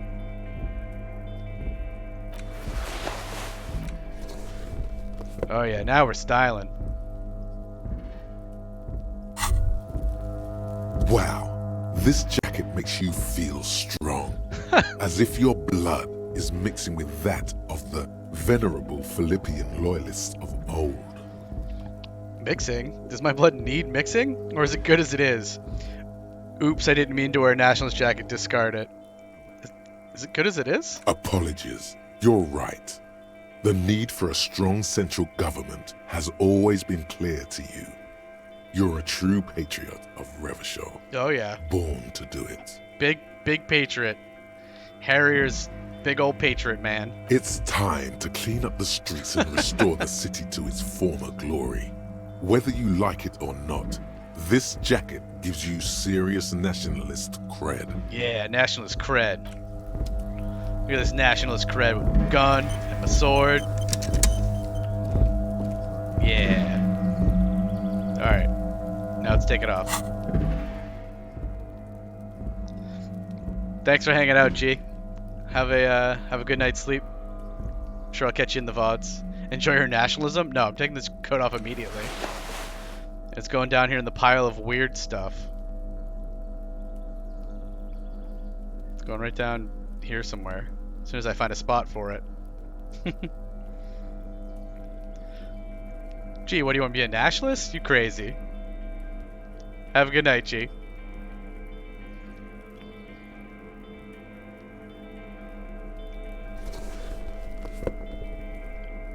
Nah, no nationalism here.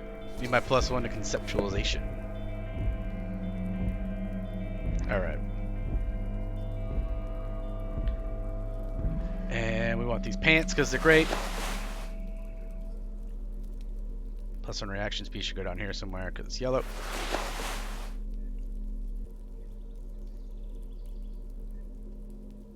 Yellow. Yellow, yellow. Yellow. Alright. Look at all them sweet clothes. Oop. What's next on the agenda?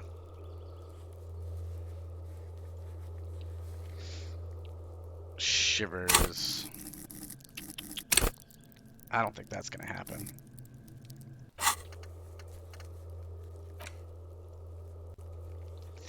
Composure. Go try to Stepan some composure. Guess maybe that's next.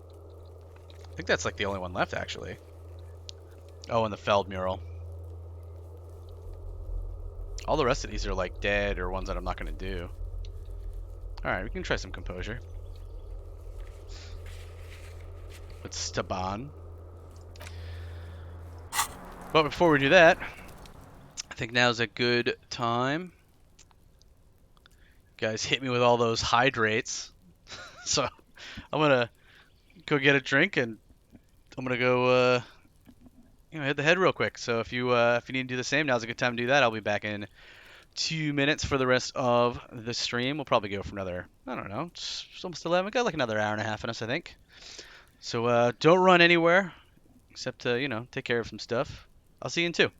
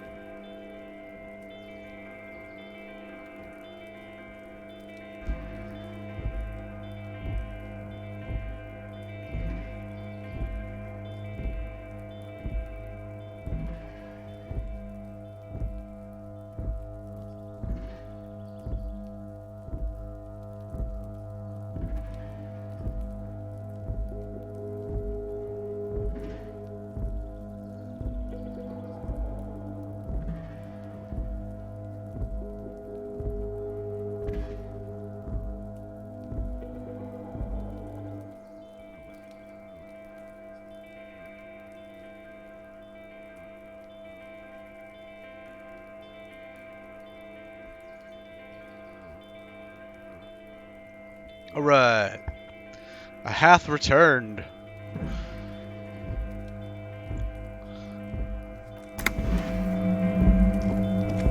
Let's go try to join some commies.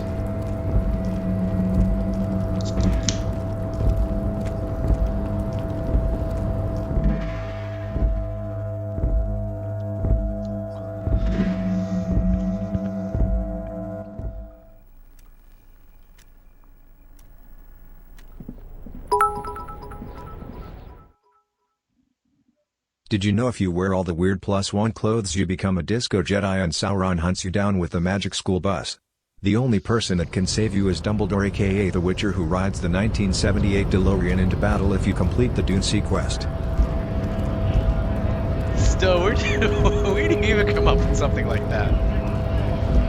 What? What? How? How do you come up with something like that? Also, thank you for the 100 bits. It's just insane. It's too many +1 clothes. The tear machine stands in the corner. Oh, I don't have my bag equipped. Bag. The tear machine stands in the corner. Nothing. Sword. Don't want any of this. I don't remember what all these are. A small cabinet on the wall is filled with various medicine bottles, nasal sprays, and blister packs. They all bear the Saint Baptiste Pharmaceutics logo. Alright, so it's 90 for another Nosefed. Which I kind of want another one.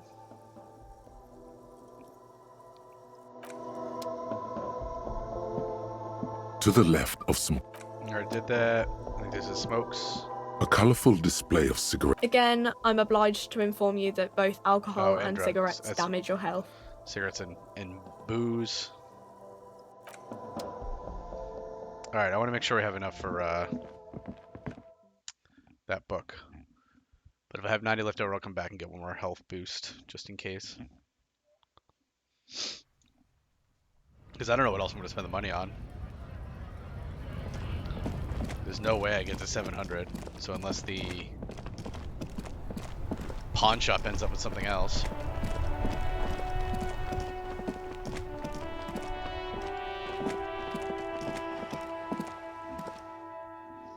Need that Dick Mullins book?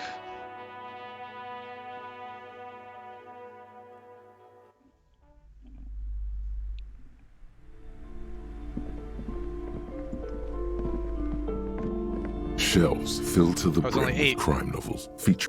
Of course. Such violence and immorality. I mean, enjoy. She shudders. Alright, we can buy 2 more Healy things. Let's go buy 2 more Healy things. Give me that Nosefed.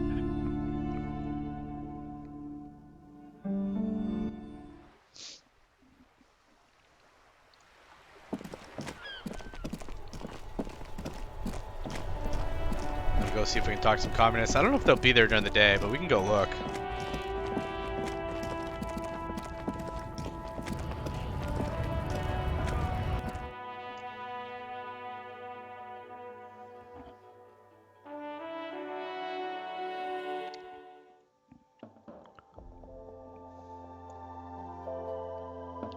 I think this is the drug cabinet. A small cabinet on the wall is filled. Okay, here. I hope Saint Baptiste makes you feel better or something. Ugh, you're the worst. Give me one more of those. Okay, here. Ugh. Just like legit the worst. We have so many books.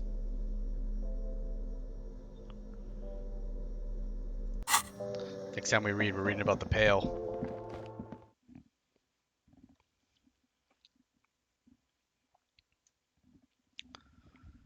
So curious about the Pale.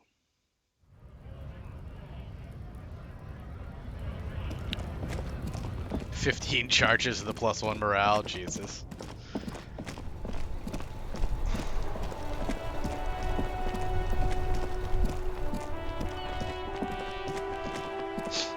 feel bad for the sad old man. It's all sad and stuff. The perception went up. Will this be different now that my perception went up? This coin-operated viewer is facing south. It has given up all its secrets. Oh, There seems to be a sunken quarter. sea. This one's broken, I think. This coin-operated viewer. Yeah.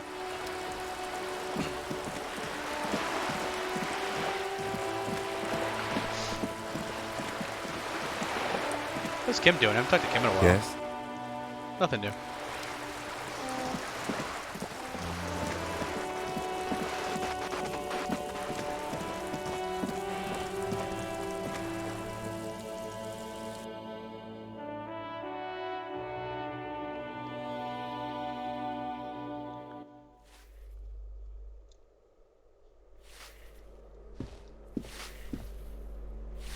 How's the old lady doing?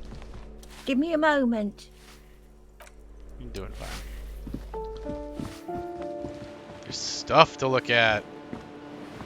With my new perception, the sea below looks cold and winter gray.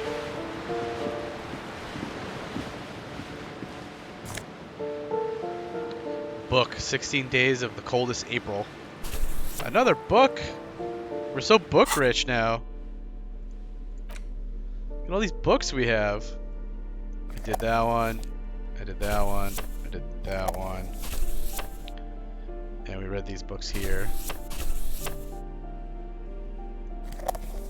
This mega mix. We have so many books to read. Hey Mars, how's it going? Good to see ya.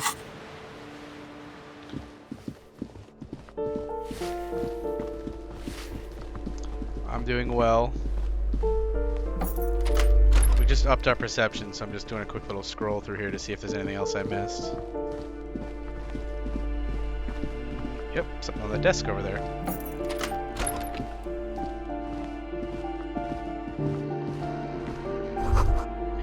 Kuno de Retur is the name of an on the unfinished homework. Oh, we know Kuno's full name now. It's from 2 years ago. It's good.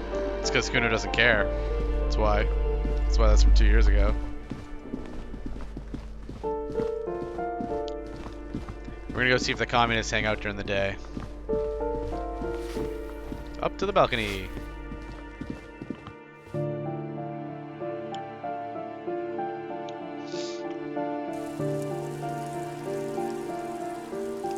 Just completing quests. I thought you had a good line on solving the case. Yeah. We need to go search the coast for Rose, but I wanted to do a couple things. Like, I was really trying to do the church. Trying to get all that knocked out. Hello again, officers. Have you come to admire my mural? But I couldn't do the church because it required perception, and the thought I was learning added to perception, so it was like a whole thing. So then we played a board game with Kim to kill some time. Did you karaoke yet? We did karaoke. We successfully karaoke'd.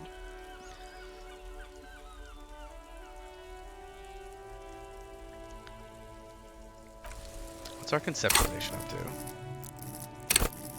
It's at 6. It's at 6 and it's 8%. I did a horrible job at karaoke and it was wonderful. I mean, we succeeded on karaoke. I wouldn't say it was amazing or anything, but it was interesting. I'd say it's in the VODs, but I don't know which one. So I don't know how far back you'd have to go. It definitely wasn't the last couple, but you don't want to be watching, 20 hours of VODs just to try to find a karaoke. So, how many things do we have that add to conceptualization? I really want the paintbrush.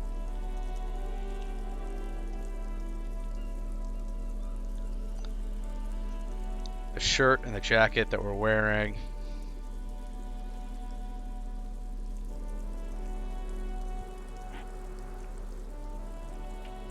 These are going to be all purple.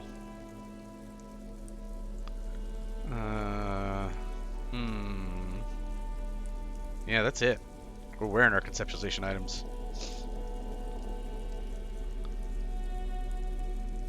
So many clothes. Oh yeah, I won't be able to stream it all. I'd believe it. It's a lot. We've been playing this game for 2 months? Maybe?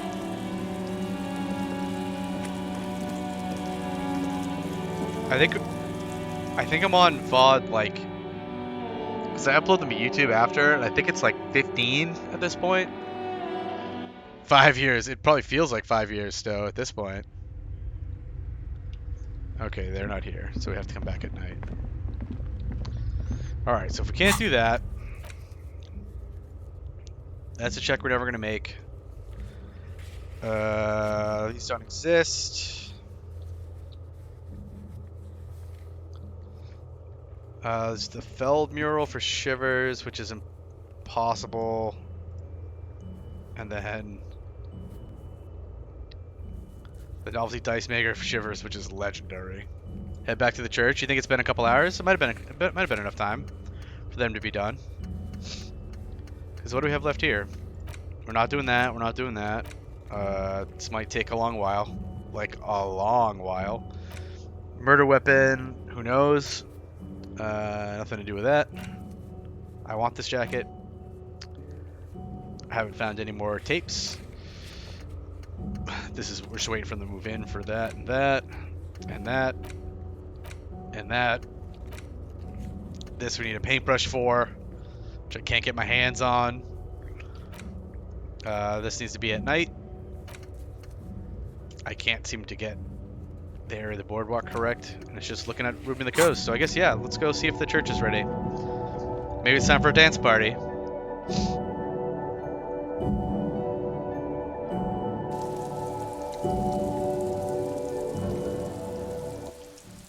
And if it's not time for a dance party, maybe we'll just read until it's time for a dance party, because we have a lot of books to read. I want to read about the Pale. We can read about cases, too. We have the case file. Files in the cases. Clipboard full of case files.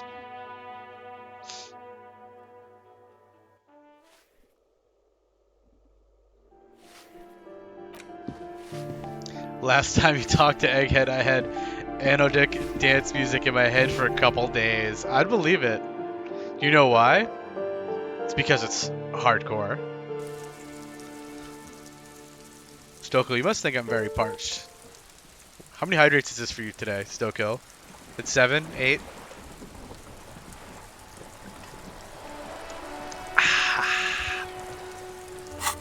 So hydrated now.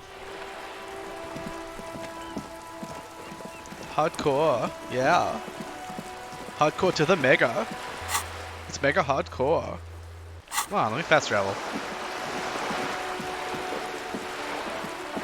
I don't know how this game decides you can fast travel. Only 2? There's no way. There's no way that's true, Stoko. Here we go, now we can fast travel. So weird.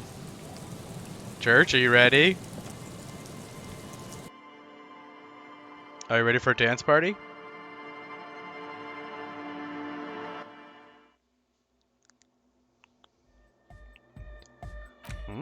They look kind of set up. Is this hardcore to the mega? Let's start with her, I guess. Yes, what is it? She doesn't look up from the keyboard. How's the project going? I see that your neighbors have moved in, but all I hear is anodic dance music. What? What did you say? What? She leans closer, eyes knitted together in a puzzled expression. You can barely hear her over the thumping bass of the anodic dance music. Be sure to drop a save. Like right now. It might be too late. I said, how's the project going? I can't hear you! The music is too loud! She shouts, pointing at the enormous speakers that's churning out the sound. The music is too loud. The project! How is it going? Oh, the project!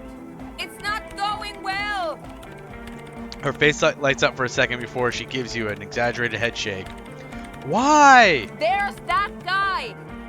I need him to plug a 3.5 cable into the auxiliary input so that I can route the audio signal through the mixer into the speakers. She points at Egghead, who's raving behind his turntables on a brightly lit stage.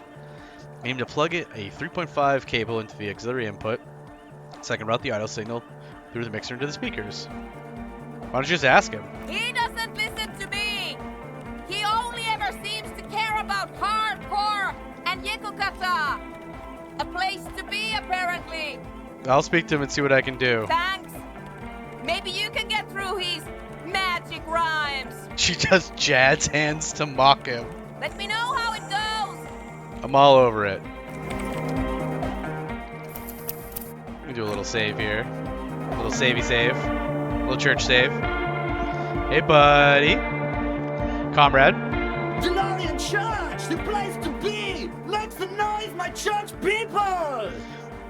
Large speakers are set up behind the young man, blasting a familiar song. Vibrations thump through your blue soul. The music sounds much better in the church. Than a tent? I would hope so. He stands on stage behind a table, nodding along to the music and waving his hand in the air. In front of him, the audio mixer, one reel spinning. The other reel deck is empty. Cables run hither and thither. On one side, you see an auxiliary line in with the number 4.5 written next to it. Hither and thither. How do you like it in the church? Yeah! Back on the case! No disgrace! Bring it down to party place! Yeah, he pumps his fists in the air. The first page of the second chapter! His voice echoes all around the grand hall. Could it be? Maybe for him, you only have a chapter or two left in you. Last of the penultimate, more like. Come on, I'm only 44. Hey, can you please route Suna's signal through your speakers? To the mega! Yeah! I can route it through auxiliary! What kind of a cable does she use? 3.5 or 4.5? No one uses 4.5, you maniac. It's 3.5, no doubt about it. It's on the ground. Point to it. Oh, she uses 3.5. Yeah. The auxiliary lining is 4.5 millimeter. These two don't mix. An uncomfortable pause follows. Oh no, we're going to be in this church forever. The lieutenant closes his eyes. Don't worry, I have an adapter for it right here. He searches for the cable on the ground and picks it up, looking at the jack. Hang on, this is a 4.5. We're all good, people! With a grin, he sticks the plug into the auxiliary line in. You hear a satisfying click. Whoa, thank God. Adapters noticeably degrade the sound quality. Everybody who's anybody who knows anything about audio knows that, but thank you, interfacing. Great! Someone got through to him! Okay, let's get it all set up. Can we turn the music off, please? Egg, the music. Everybody! Everybody! Don't panic! I'm going to turn off the on-off for just a sec for a special scheduled event. The young man shouts as he clicks a switch on the mixer. The on-off will be back, but we're doing something else for one moment. All right, go tell her that Egghead is ready to rave to her tune, and then I'll turn off the music. Uh-huh. Yep. Gonna rave to the music. Also, who is he talking to? It's just the four of them.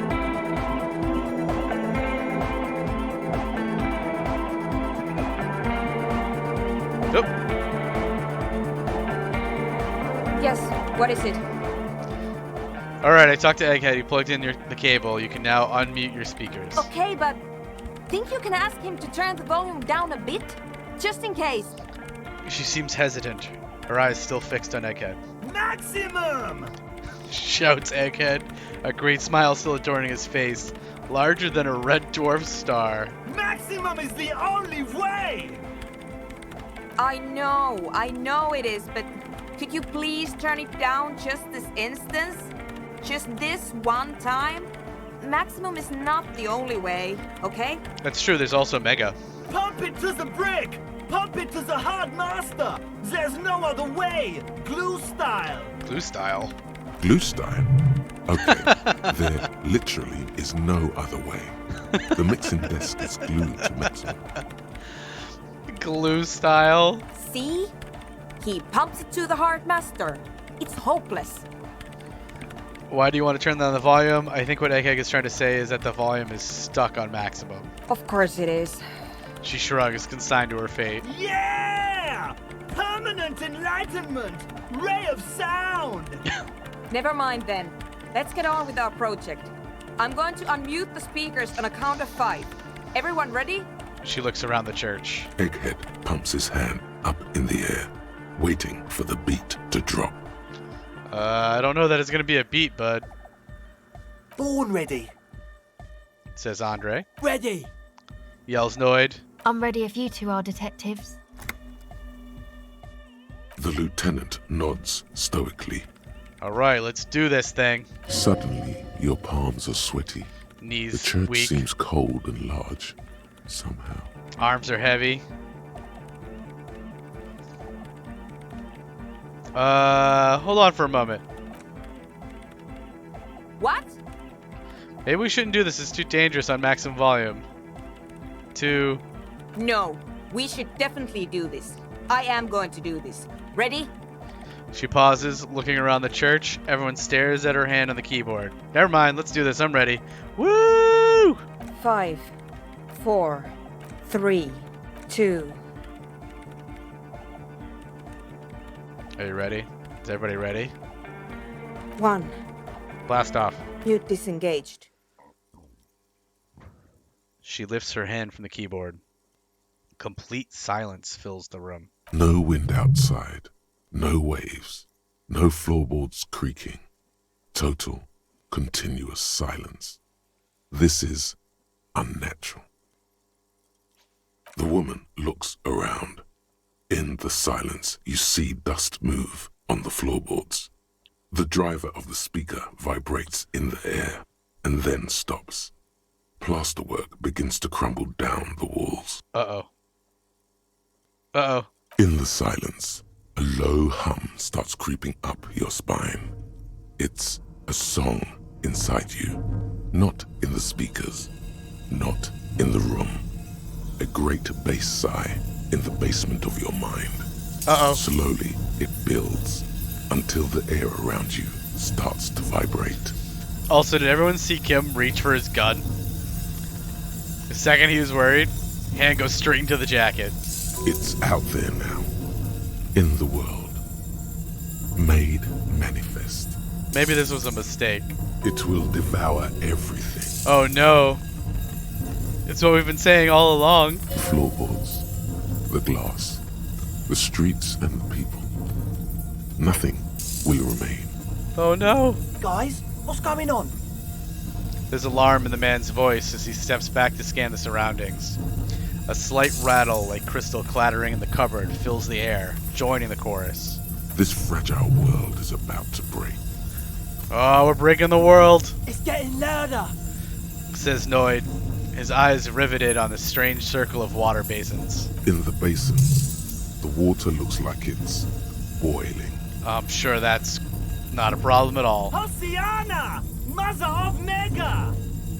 You hear Egghead yell, then something else, but his voice is growing faint.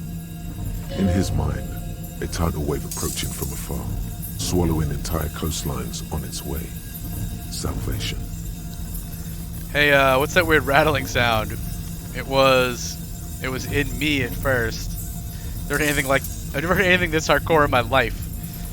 What's that weird rattling sound? The beauty and the beast! The future of dance! Planetary! Is it? No, Egg! It's the window! Oh, it's the huge window. The glass shards around Dolores Day's vacant heart appear to be vibrating from the sound. It almost looks like as if she's alive. In the corner of your eye, the lieutenant steps aside, cautiously, his eyes searching for a possible evacuation route. Kim, smart as always. The window is going to come down. No, the roof! Uh-oh.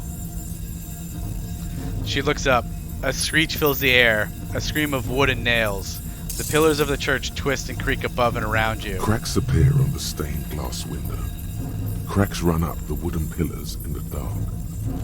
Come down to us! Love! What? No, Egghead, no! You don't want the building to collapse on you, you psycho. That's it. I'm muting it. She reaches for the keyboard. Yeah, we should stop. Suna, mute it. Everyone, don't panic. It's beautiful. Beautiful car! Beautiful life! Shit! It doesn't stop. A seal? Have you? The woman is furiously pressing down on her keyboard, but the sound doesn't stop. Yes, I've turned it off. She yells, holding the contact mic in her hand. Andre, pull the compressor. The place is gonna come down. Fuck! I can't shut it up. The signal's passed. It's not in here. It's... And Andre frantically smashes buttons. This is it. A great roar. The vault of the roof twists above you. Glass shatters somewhere near the door. It's coming down.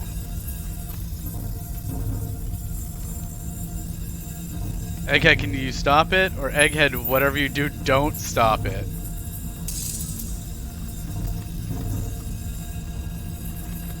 But then it stops.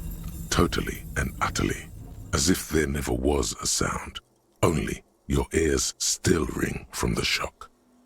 Everybody is staring at Egghead holding a dangling cable in his hand. A black 3-pin connector. He did it. Egg. I pulled the plug. It was getting too hardcore. He says calmly. You did good, Egg. Most of the place seems to be intact. Fucking hell. Programmer lady, tell me you were recording that. Andre breathes a sigh of relief and inspects the window. 4 years. 22 people. Millions of reals. All that time? This is what we were up against. Just erased it. Suliswolf isn't gonna believe this. Her lip trembles. Yeah, but did you record it though? It was dope. I think we can use it. Yes, Andre. I recorded it. Damn, I need to send some letters now. She composes herself, wipes the dust off her sweater, and rests her hands on the keyboard. Thank you all for doing this. Eggman, you too. And you, officer.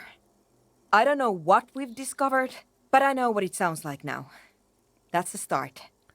Kim, did you hear that? What was that? I've never heard anything like that in my life. You're gonna write Sulisol? What happens now?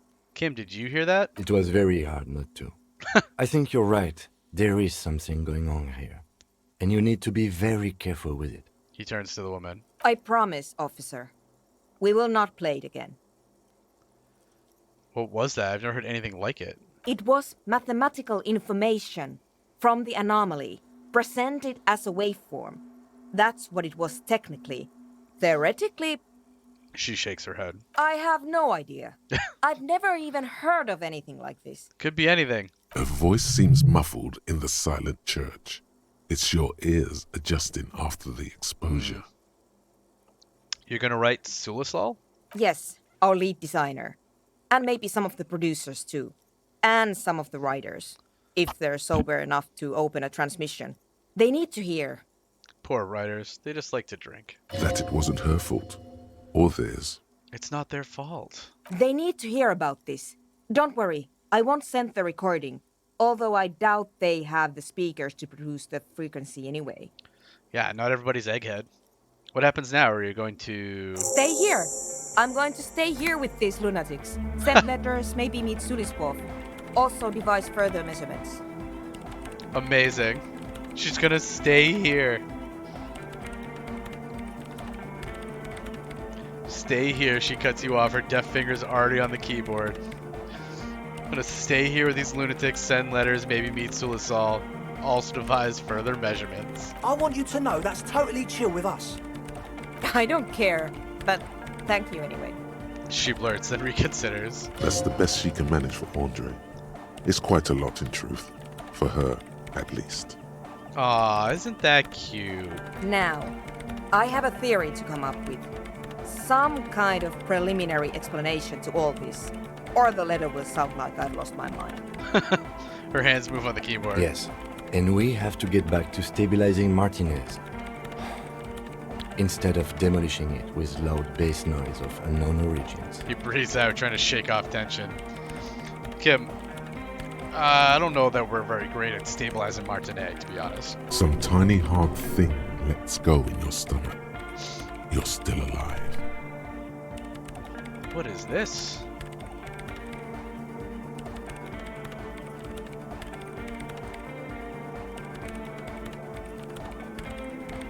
A godly logic check. Form a theory on the 2mm hole in the world. You get +2 because we're a cop of the apocalypse, +1 for investigating the doomed commercial area, and +1 because we heard of the doomed commercial area, but -10 from Pale Unknown, which means we need to read the Pale book. Also, we can equip some logic stuff. I think we have like 4 or 5 pieces of logic here. Alright, we'll come back. Back up to 5 points. Well, that was something. That was quite the thing.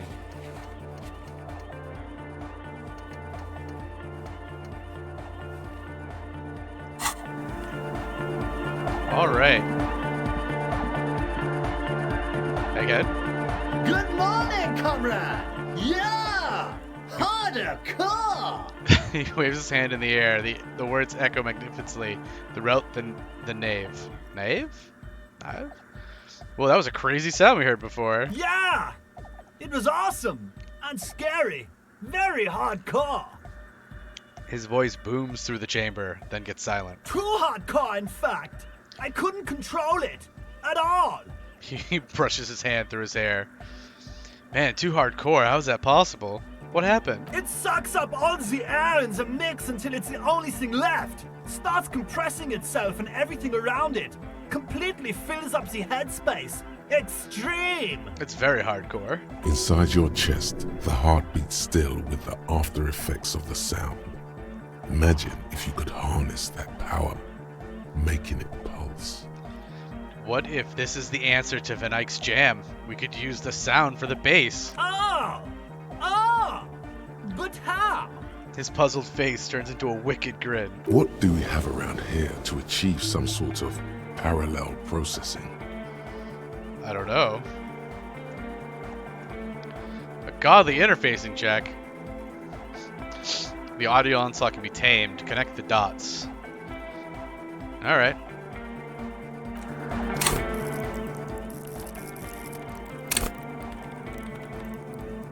So we can do that twice. We have 2 chances of that. Also, I just realized I'm still carrying the bag around. Oh, I should be carrying this gun around.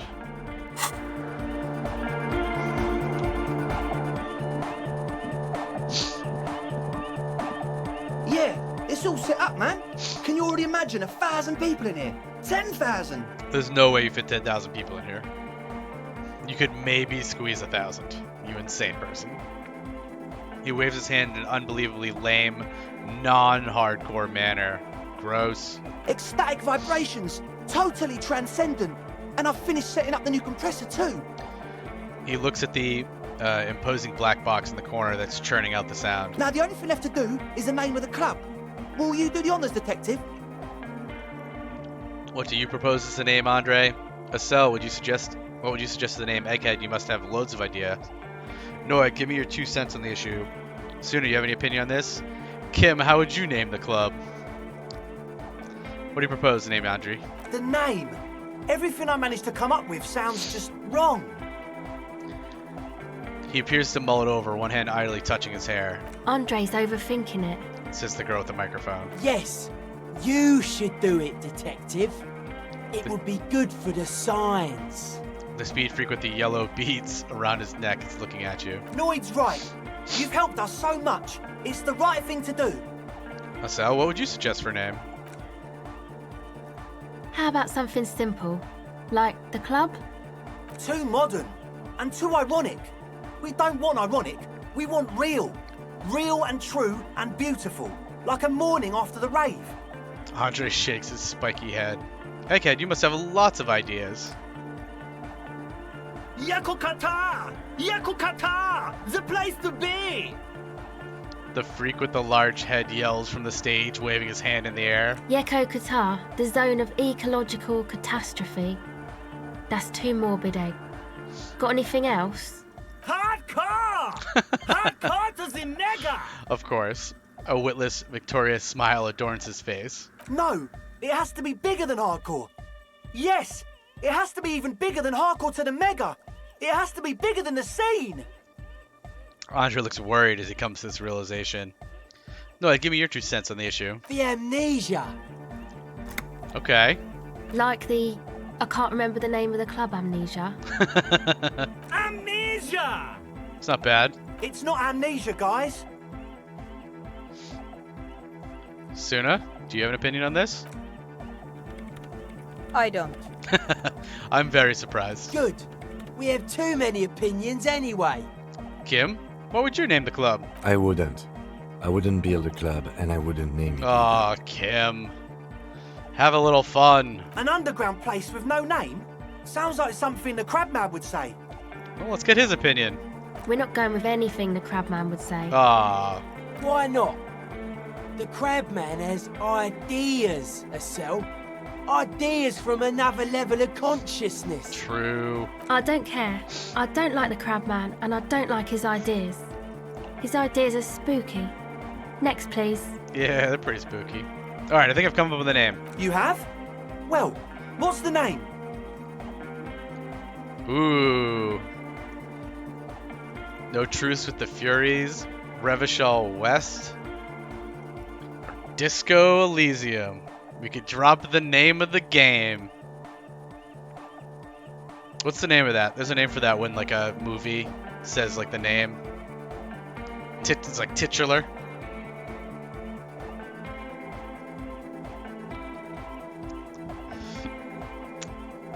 Disco Elysium. Like that DeLorean word for the world, you mean? Elysium. Name of the game. Good song. I can name that tune in 3 notes. But Disco Elysium? Isn't it wacky? Disco's kind of gone, isn't it? Forgotten. We're bringing it back. The past is the future, but the future is dead! Exactly, Egghead. No, it's beautiful. Beautiful and brave. Like we want it to be. And short. And memorable. This game is memorable, but it's not short. It's settled then. Everyone welcome to Disco Elysium. We did it. We leveled up and named a nightclub. A light beam washes over the dance floor, bathing it in violet blue. Andre breaks into frenzied dance-like motion to celebrate the name. Someone turns up the beat. Look at that little dance. Oh, he's so happy. He's got his hands on his hips, doing a little jig. It's like an Irish jig like that he's doing right now. We build up a sweat. Had to wipe the sweat off his brow. You should go with the flow. Join in on the experience. Start tapping your foot or observe his movement. What are you doing, Andre? Start tapping your foot. It feels good. It feels right. But what is this? What is this thing that Andre is doing with his limbs? Observe his movement. What are you doing, Andre? I'm dancing. He performs yet another strange pattern of moves, but it doesn't look very cool or modern. Honestly, it looks kind of lame. That soft core gyrating is supposed to be dancing? We should talk about it. We should talk about your so-called dancing. Yes, my man. He jumps up and down with glee, his moves punctuated by the stroboscopic flash of the club lights. Talk? What is there to talk about if you can express yourself with moves? Right, Composure? Composure's got it. Audio waves thump against your ribcage. The speaker setup makes everything sound much better, but the beat is still so weak. We need to up this beat. Save here? Okay. Savoir faire. Impossible. No words, just dance. +1 from higher quality audio, +1 from dance viewer incoming, +1 from found the melody. We need to up that beat. I've been meaning to ask you, what's with the hair? It's to express my individuality. Is that a bald spot? It's hard to tell for sure with the fused together spikes, but it looks like he's balding. Or is it because you're balding? Is it important for you to be an individual? Fair enough, or that's idiotic? Is it important enough for you to be an individual? Of course it is. Otherwise, I'd just be another poor guy with no education and no money. General issue, man. Now I'm all that, and I have radical spikes. Radical. Is it because you're balding? Or because I'm balding, yes. I want to fuse the remains of my hair together before it leaves me. Nice. I want to show my hair. I don't give a fuck how old you think I am. I'm 20. Yeah, you tell him, Andre. How old are you? Not 20. Aw, fair enough. Maybe it was a bad idea. Anyway. He looks at the molten toothbrush. So many hard checks. Goodbye, officer. Alright, we'll save again. What are you so worried about, Stowe? You got us in, cop. I can't believe you got us in. He looks around the hall, examining the carpentry. With wonder in his sharp eyes. Between you and me, I don't know if you've noticed this about me. I'm a little suspicious of authority. No way. You really came through for the hardcore underground. What can I say? I just left disco. Yes, you really came through for the hardcore underground. How come? He spreads his arms, looking around at the speed freaks setting up shop. Andre is busy cutting some slightly less lame, but still quite ungainly shapes on the church floor, sweating profusely. Because this is the best part of the game. Alright, fair. Fair, Stowe. Estelle using her contact mic to listen to a tree underwater. Where did you find a tree underwater? The one with the large head is blasting the dance track on repeat, while the stained glass window behind him is rattling from the bass. These kids get spunk, I admire that. Better here than in that tent. It wasn't safe. I'm generally into the hardcore lifestyle you wouldn't understand. I'm a corrupt cop, Kim. This is a corrupt scheme. I did it for mankind, all of mankind. These kids get spunk, I admire that. Make sure you also have authority with that one check. Okay. Lieutenant keeps it laconic. What he means is, you can't possibly have handed them this real estate for such a flimsy reason. Then again, whatever keeps your nose out of the bottle and on the job. Yeah, I've been good. I haven't done any bad stuff in a long time. Which check? Egghead's check or Andre's check? Do I need authority?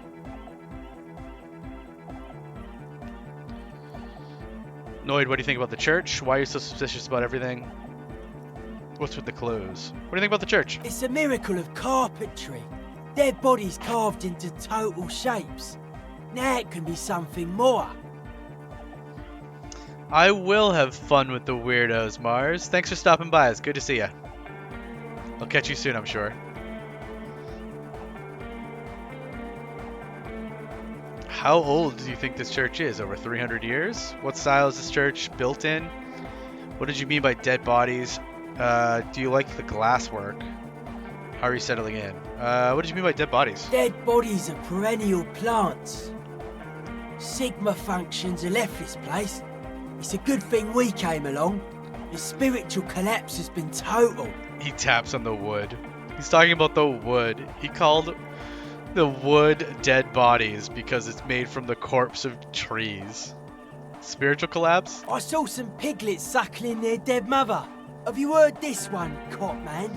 After a short while, they shuddered and went away. He continues without waiting for an answer. They had sensed that she could no longer see them, and that she wasn't like them anymore. What they loved in their mother weren't her body, but whatever it was that made her body live. End of quote. This is an high-quality carcass. The power of anodic beats and hard bass is needed to reanimate it. He kicks the floorboards. First, where's that quote from? What you're saying is you're not a big fan of the innocentic system. What you're saying is religion has stopped being hardcore. What exactly are you saying? First, what is that quote from? A Sarais man who lived a long time ago. An ancient hardcore brother. What you're saying is you're not a big fan of the Innocentic system. A 3,000-year-old tyrannical regime of history. Built and maintained by hundreds of generations of self-appointed intellectuals. It's false core. False core? Ooh, that's new. The way he says it, the force in false core is invested with 20 kilotons of disgust. That's a lot of disgust. But you guys said the eclipses were all about love and hardcore before, remember? I even agree with you about the eclipses being okay with it, and you proposed dance music will supplement the system. Before, remember? I only said unity. One word. Figures of authority always misquote you. He points to his friends. Andre doesn't care about the Ecclesiastes. Ecclesiastes. He just wants the operation to run smoothly. And Egg is a demi-beast. You shouldn't listen to what people say. You should listen to what they are. I even agree with you about the Ecclesiastes. But were you wrong? The founding party is okay with everything. Look around. They don't have enough love for the human crew to oppose anything anymore. We're on our own. He spreads his arms. That's still a lie. Reassert yourself. Perfidy, you lied to me. I'm tired of people lying to me. That wouldn't be cool. I want to be cool. Well. The young man pushes his chest out, the skeleton of his suspenders rattling. Noid, man! Mellow out! Stop aggroing the law! The dancing hedgehog yelps at his friend. I'm sorry. His chest returns to his normal proportions. And you propose dance music will supplant the system? Anodic dance music. Regular dance music wasn't hard enough. And yes, I do. How old do you think this church is? Over 300 years? That's right. The first settlers built it, plus 6 more like it, on the coast here. Was one of the first things they did. Must have been really scared of something, but I understand. Alone on an uninhabited archipelago, forced to face themselves and nature. Pre-industrial quantities of solitude. The sea, perhaps something more fundamental. He means something paranatural. He must... I would want to build a safe place for myself and my own as well. His voice echoes in the wooden cavern of the church. Something more fundamental. You mean the sound anomaly? Maybe. Maybe they were unable to face the nature of the world, perishing. He looks up at the rafters. What style is this church built in? A cop who's into building critique. Okay then. Yeah, This is I'm folk an art. DeLoreanism. Lawmonger, It's a subset of early DeLorean architecture. I'm not just a cop, I'm an art cop. Art of core. He nods appreciatively. Okay, and what is DeLorean architecture like? Total. Everything between an ancient concrete cathedral and a glass cube is DeLoreanism. This is just an homespun version of it. Folksy stuff. Early mass production. They made thousands like this. Does that help you out? What would a DeLorean building look like? Like that woman there. Vertical, thin, white. A false image of grandeur. The source of the system is up there. You're at the bottom. They really dug that power vertical. He nods towards the stained glass window. Like to show off large and intricate structures. Arches, spires. Put you down with them. They were really into painting everything white too. Virginal shit, you know. Marriage shit. Virtue and tyranny. Marriage is shit, yeah. Hey, marriage is great. Marriage is sacred. This church isn't painted white as far as I can tell. Stands to reason it used to be white on the outside before the sea wind took all the paint off. He peeks out a small window in the dark. Do you like the glasswork? Point to the stained glass window. I don't. Fucker giving me the evil eye. He looks over his shoulder. That's Innocent's delirious day. Mind your words. I'm getting some real negative vibrations from her too.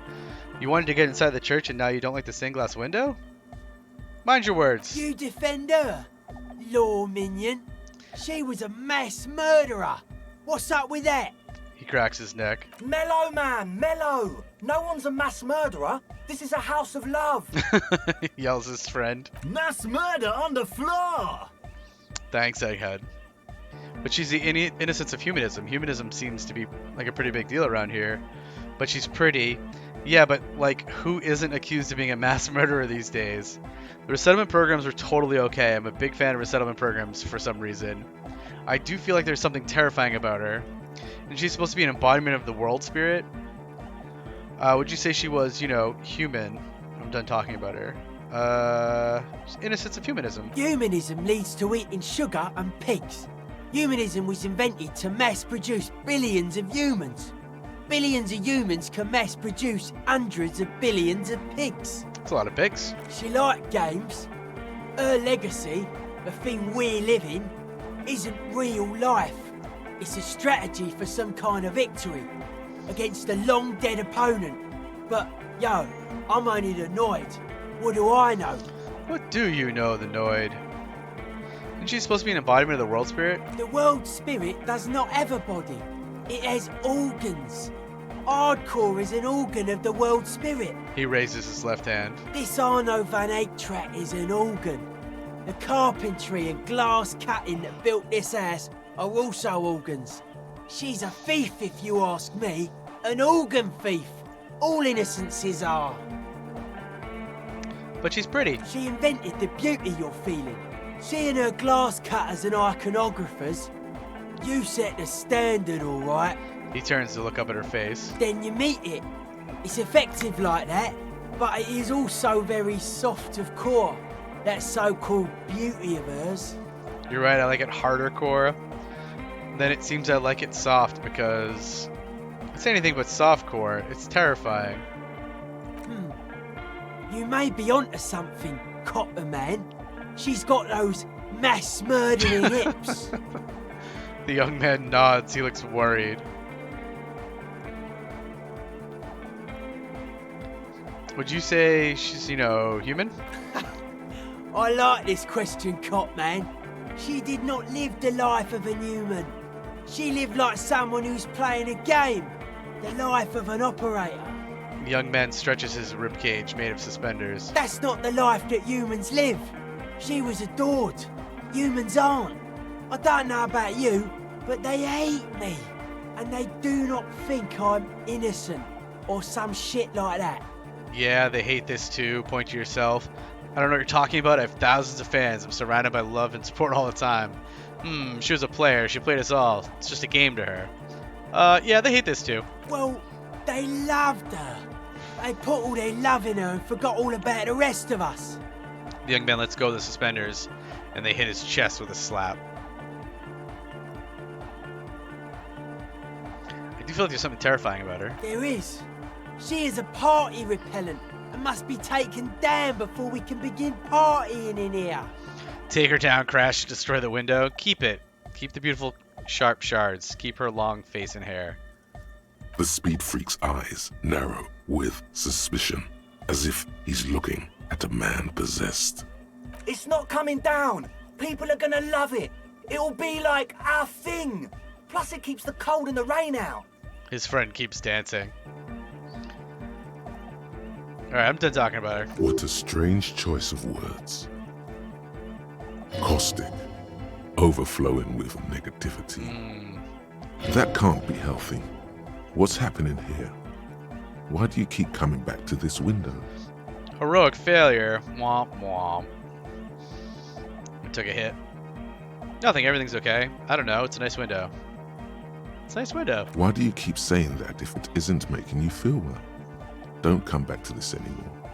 Stop talking about that damn window. I mean, I want it to make me feel better. Let's talk about the glassware again. I've been thinking about her. The mass murderer? Why? Alright, I'm done talking about her. Okay. The man appears constantly worried. It's just the way his brows are built. The worry never leaves his face. How are you settling in? Odd to say, Cop Man. Signs in here are distinctly wild. Gonna take a while before everything's properly synced.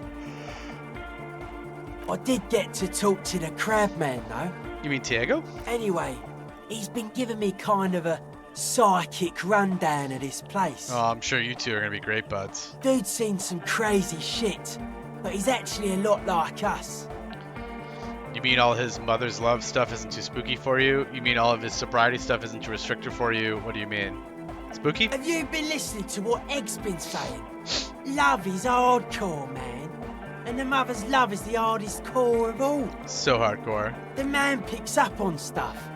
And he knows a lot about the church. I got a lot to learn from him. Alright. Good thing you didn't squash him. I didn't. I don't know that I could have. I wanted to talk some more about this place. What did Iago tell you about the church? Why are you so suspicious about everything? What's with the clothes? What did he tell you about the church? The crabman's been lurking here for a while. He's experienced things. Things that give off bad signs. As far as we can tell, the Ubies built this place about 320 years ago as a sarcophagus. Do you mean there are dead bodies here? Not like a literal sarcophagus. I'm just being metaphorical. What's it for? Encasement, confinement, of something they were afraid of. Something new and unheard of on the Isola. I think that's what the crabman is experiencing when he climbs around upstairs. That's probably what what our friend Soon is working on as well. He looks up into the darkness beyond the beams. Like, this is some old world shit the Ubies had heard about. I thought the best way to deal with it was to build a church surrounding it to contain it. Let's spooky. Let's talk about something else. I don't get it. Contain what exactly? Sounds like a job for the remote viewers division. I doubt it. I don't even think the Ubies properly understood it. What it does. But it's what this sonar person is looking for and trying to measure. He nods towards the woman. It'll be fruitless though. She won't be able to measure it. People like that always want to measure everything. All those things they really can't. What makes you think soon it's going to fail? Seems to be the trend around here, doesn't it? You can't measure shit like this. It's not like substance. I found a doomed commercial area in Martinez proper. Maybe it's the same thing with the Ubis we're trying to contain? Like a concentric ring spreading out. The struggling villages. The young man rubs his chin in silence. And that is what caused the communards to fail in defending the beachhead. Yeah, a lot of failure has gone down around here. You think there's any merit to the theory? I don't know. Maybe, maybe not. It's not a thing we can answer, Copman. Even I have limits. I'm a limited psi person. Well, I'm not. I'm almost limitless when it comes to psi. I can do psi all day. I got 6 more points I could spend on psi. Well, if it's without substance, I guess it's nothing to worry about. Maybe you can figure things out, Copman. I think we got on a good level here. The signs are syncing up well. I want to talk some more about this place. Dead body, spirit entered. What is there to talk of? Let's talk about something else. Sure. Why are you so suspicious about everything? Suspicious people are esoteric people. We don't go around spilling everything to Johnny Law. They don't call me Noid for nothing. Why do they call you Noid? It took us setting out for this whole enterprise to get our signs synced. Why are you called Noid anyways? It's short for paranoid. Oh. Okay. Got it. Tell me something else. What are you suspicious of? May I ask why? What good is being suspicious? A reasonable question. Say I get hurt. I want to make sure it never happens again. So I analyse the situation. Exercise caution. Caution is suspicion. I guess. What are you suspicious of? It'd be easier to list stuff I'm not suspicious of. I'm not suspicious of sound and colour. Mechanics and chemistry also have a trueness about them. Most anything else deceives. Wants to steal your life away. So just sound and color. Got it. Maybe mechanics and chemistry. This is a good, dangerous line of questioning. You should prod him on. Who doesn't love a good, dangerous line of questioning? And what are the most suspicious things? I don't have a top 10 list of things I'm most suspicious of, but if I had one, the left-right complex would be number 1. Number 2 would be their sole accomplishment, the pig-wheat paradigm. You don't say. Something is off here. You feel like it should be the other way around.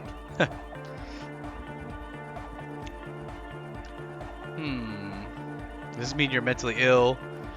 Don't you mean the left-right paradigm and the pig-wheat complex? Tell me more about this left-right business. What's suspicious about the production of pork and wheat?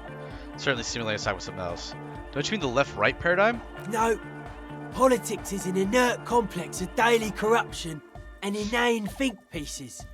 The real paradigm is economic, and it concerns pig and wheat. Wheat and pig. This is where the innovation happens. It's only a theory, but I suspect they're breeding a pig-wheat hybrid. Oh yeah? Probably in Grad. What does that look like? What's suspicious about the production of pork and wheat? It's our only shit.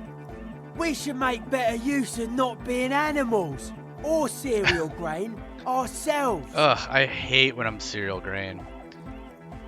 Yeah, it's our only shit and we fucking suck at it.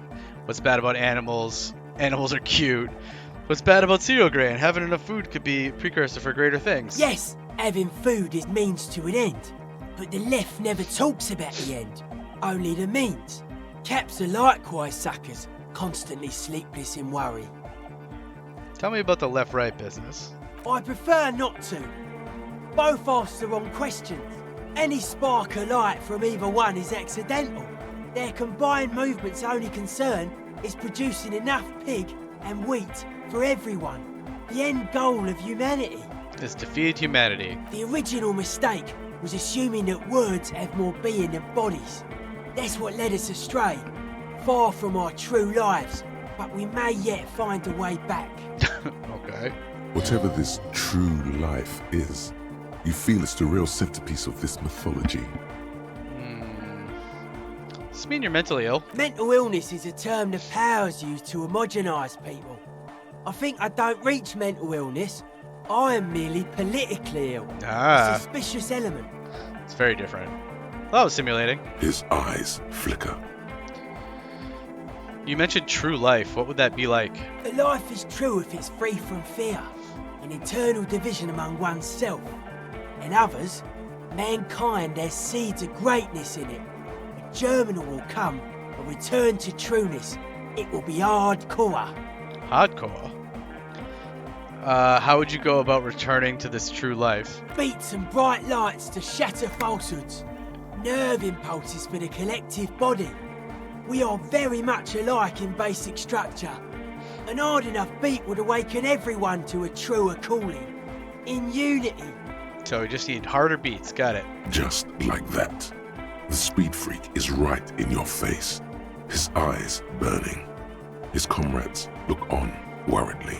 Don't worry, I got it under control. The young man is dead serious about this. Rejection of the right-left axis. Emphasis on unity. Appreciation of some primordial mode of being. What does that remind you of? Sort of like fascism, then? Nationalism, militarism, racism, and emphasis on a leader character are totally absent in hardcore. The words echo throughout the church majestically. Fair enough, just making an observation. I didn't mean it as a bad thing, but shouldn't the ones that are more hardcore rule over the ones that are less hardcore and offer them guidance? Just making an observation. He picks up a wrench and scratches his head with it, unaroused by fascism. So you're advocating for a noise-based society. You keep mentioning hardcore. What does it mean to you? Or let's change the subject. Noise-based society. Many non-Occidental cultures share a beat at their art. Thus, they are closer to true hardcore life. There's just never been enough of them, and they had to rely on some extremely basic percussion. You keep mentioning hardcore. What does it mean to you? Utmost dedication. Thoughts from the spinal cord. It's a potent superlative as well. Am I right? The term also signifies certain varieties of pornography that depict penetration, just so you know. Thanks, Encyclopedia. Egghead usually has a better concept of the hardcore. He just really likes saying hardcore. I mean, I get it. Who doesn't want to say hardcore? Hardcore! See? His friend shouts from behind his mixed table with a smile surpassing your own in wideness, a total moon face in his eyes full of naive wonderment. The term hardcore also denotes a strain of pornography that depicts penetration. Did you know that? That was vague. Dedication, something else superlative, or thanks for clearing that up. Penetration. That's a pretty hardcore coincidence, don't you think? I do. Yeah! Alright. Let's change subject. Oh yeah, sure thing. Oh my god, everybody in this room has a check, then they're all godly. How is this possible? Internalize the hardcore aesthetic, don't just nod along, really feel it. +1 because we analyzed the beat. +1 Pericarnism. Wow, Nizianism. Jesus, what's with the clothes? They're hardcore. You look like a woman with those earrings. That's it? They're just clothes. Are they? They look outlandish. I thought there'd be more to it. Nah, it's just a vest of suspenders made to resemble a human rib cage. Plus some lady clothes to piss off the sex system. Now tell me about that hardcore necktie. It's fucking primal. He points to your tie. You're not wrong. It's my friend and accomplice. It makes me party harder. Or look at your tie suspiciously. What's so hardcore about it? It makes me party harder. I can see that. And you've partied very hard for a very long time, haven't you? You're not lying. It looks like you're trying to hang yourself with it. So large, too. So many different patterns. It's crazy, man. I like it. Appreciate it. All these checks are godly. There's a reason why this is the best part of the game. Fair enough. You suddenly realize the Fair enough, patience and respect this speed freak has shown you is partly because of your style. He's probably not like that with everyone. Well, I mean, I do have great style. Respect to the man! Yeah. +1 because we have our necktie on. Okay. Take care, Noid. So he had a check, and he has a check. Oh, hey, man. It's good to see you. This check's impossible. It's an impossible savoir faire Goodbye, check. officer. Then he had a check.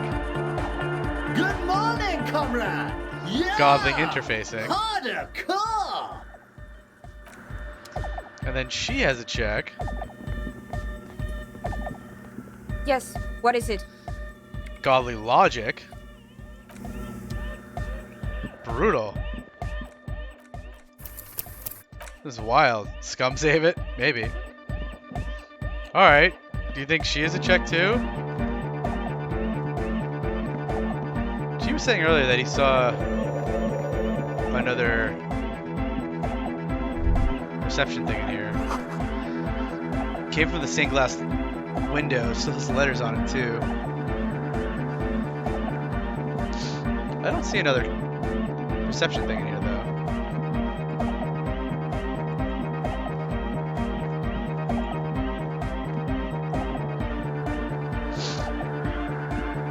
The mother of humanism. Alright, let's go check us out.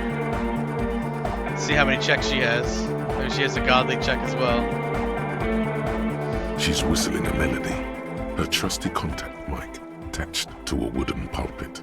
At the sound of your footsteps, she stops what she was doing and turns to you. Hi, SL. Hey there. I've been recording some new audio from all these beams and rafters. The sounds travelling through the wood are pretty cool. Creaks and stuff. Like you're underwater, you know? But like, underwater inside a tree. Underwater inside a tree. Cool. But that's not really what I wanted to talk about. I wanted to thank you instead. Makes sense. I've likely deserved some praise and adoration. What for? For getting me and my friends in here. And we even found some new associates, such as they are. How's everyone doing? Good, I think. Noid is getting a read on the place. I think he finds the carpentry very impressive. Andre's been setting up the compressor and dancing. Egghead's been keeping the party up. He's got the stage under control. I'll say. Sorna, the programmer, she's doing whatever she does. behind that radio computer of hers. She doesn't talk to us much, and the crab man hasn't shown himself, thank God. Now, can you tell me about your associates? Sure.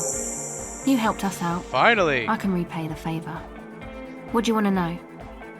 Tell me about Suna. Oh, she's a bit odd, I have to say. Doesn't talk much. I'm not really sure how to vibe with her, you know? Seems like she's not in a very good mood most of the time. That's true. Oh my god, that's true. But earlier today, she told me about Welkins. And she seemed oddly happy, like she had some idea with those little creatures. Some artistic idea. I didn't really listen, I was busy with my mic.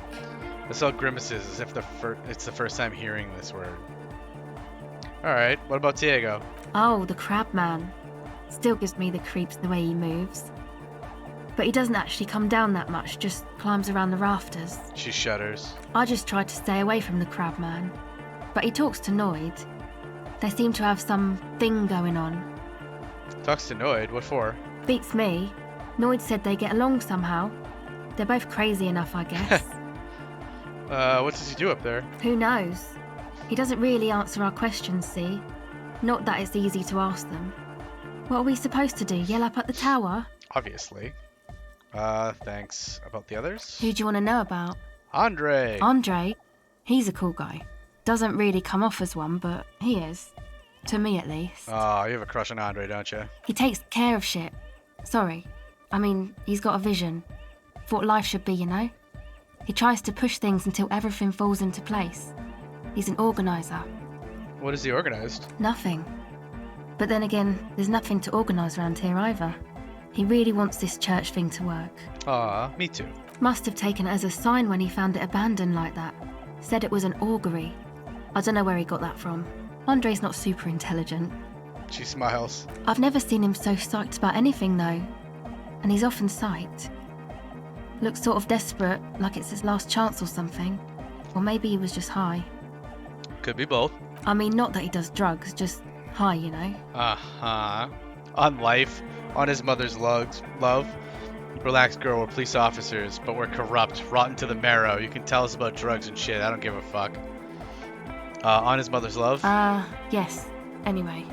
Is Andre your boyfriend? Yes. She nods. Tell me about the others. Who do you want to know about? Noid. He's a four-burger, I guess, like the rest of us. Okay, maybe not Egg, I don't know about him, but Noid and the rest are from Forberg, making the pilgrimage up north to visit the Palaceum. He's real hardcore about the lifestyle. What does he do? What do you mean do? Like for a living? No, I meant for breakfast, of course for a living. He's a carpenter, trained and all. He's very good, he just doesn't have the mindset to work like that. In a shop somewhere. Is that because of his beliefs? The hardcore and the ribs and the spinal cord and stuff? Not to sound too dramatic, but I wouldn't make light of his belief system when he's around. Noid's a serious person. He's serious about the lifestyle. You're not kidding. What is this pilgrimage you're talking about? It's just something poor Forberg kids do every spring. To pass the time, we walk the entire length of Boogie Street, up to Jamrock. Or as much as possible. Why wouldn't it be? I don't know, man. Have you been down Boogie Street? It's a little bewildering. Let's say I haven't been down Boogie Street. Oh, I'm sorry. Have I not told you I'm a raging alcoholic who recently drank himself into oblivion so deep that he can't remember what sounds like the biggest street in the city? Kind of. I'm gonna say yes. Because I'm not. Now tell me something else about Noid. Well, I am. Okay. Then you should go and take a look, I guess. Boogie Street is cool. It's got a lot of immigrants and all kinds of different people. It's unlikely I'll make it there. Chest pains, need to continue drinking. But thank you. I might just do that if I make it there alive. Yeah. I hope you do. Alright, tell me about the others. Who do you want to know about? Egghead. What do you mean? What do you think he's doing when he yells all that stuff? Oh, that. He's the party boy. He told me as much, but what exactly is a party boy? A Nordic music doesn't really do vocals in the traditional sense. Vocals are thought of as rock. That's to say they're a bit backward. No offence if you like rock music though. Wow. Rock music's cool by me. Uh-huh. Pachoo, pachoo, swish. Your credentials as the resident future man of Revachol are being questioned. Show her you're hip with the times, Gramps. Pishoo, pishoo, shush. Also, we leveled up. Sure, you're hip with the times, Gramps. Goddamn right, rock music is the coolest. Rock music forever. No offense taken, go on. You don't have to tell me rock is backwards. I am the future man. I abandoned rock in the 30s, stupid rock. We want to be the future man of Revachol. Okay. She nods. Anyway, even if you don't have vocals, you still need someone to say something every now and then, right? To urge things on. That's where the party boy comes in. Hardcore. He basically just stands on the stage and dances and yells how awesome everything is. It's very catchy. It's very hardcore. I understand. People are usually afraid to do things if others aren't already doing them. Dancing makes you dance, like sneezing makes you sneeze, or yawning makes you... Anyway. He looks around a little embarrassed of the enthusiasm of his interjection. Aw, Kim. Where's he from? How long's he been with you guys? Actually, we don't know where he's from. Or who he is, really. What? One time we were out partying somewhere in backwater Forburg. Or maybe even Coal City. I can't remember. Maybe it was Coal City. And? The worst of the banlieues. A wretched heap of closed-down mines, even west of Jamrock, on the dusty slope of Montmartin, the remotest possible area of Revachol. No one even wants to exploit those people anymore. Jeez. Egg was yelling along to some jam someone was spinning, all night long. Just kept yelling until he didn't have a shred of voice left. When the sun came up over the mines. There were mines? Yeah, it was in Coal City. She nods. Egg came with us. He made this wheezing puppy dog sound all the way back. Couldn't even speak. It was definitely Coal City, because it took us 2 days to walk back to the fort. He just wheezed the whole way. We never really asked why he came with us, or who he was. I think his name is Jermaine. You guys walked for 2 whole days? People are sweet. She says quietly. You can see it must have been a great night. The memory causes her to go silent for a moment or two. Walked for 2 whole days? You wish you'd been there. Yeah, it sounds like me. Who do you want to know about? Actually, do tell me about yourself. Me? Again? Yeah, I forgot. Tell me about yourself. I told you, I'm a silver bird. There's that phrase again. Really reminds you of something. What does that mean? It means I don't answer questions about myself. Yeah, but I'm a police officer. You have to answer me. Is there a law that would stop me from lying, though? No. That would depend on the circumstances. Lieutenant taps his foot. Fair enough. Thank you. Thank you. Some other questions. Sure. A legendary reaction speed. Catch the silver bird.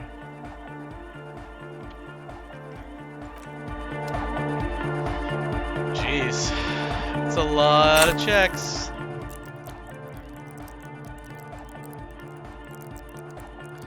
Seven skill points. We're gonna use them all to get through this legendary room.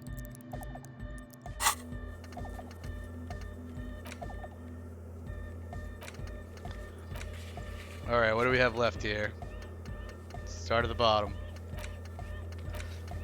Armor pieces, who knows? Find a weapon, who knows? Not gonna happen.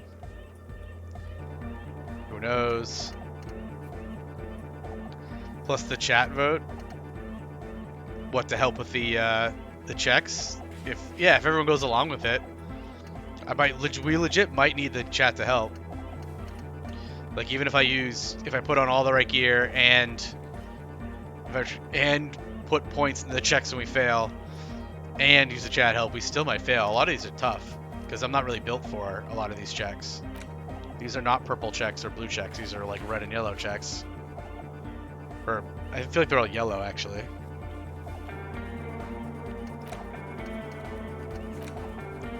Yeah, we just slammed out a whole bunch of stuff though.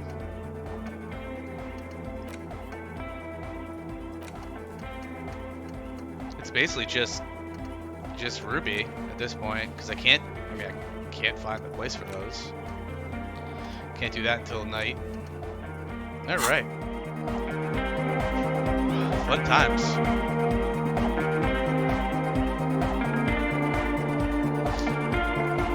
Save scum. I mean, I prefer not to if we can get around it. If we absolutely have to, maybe I will, but I really prefer not to.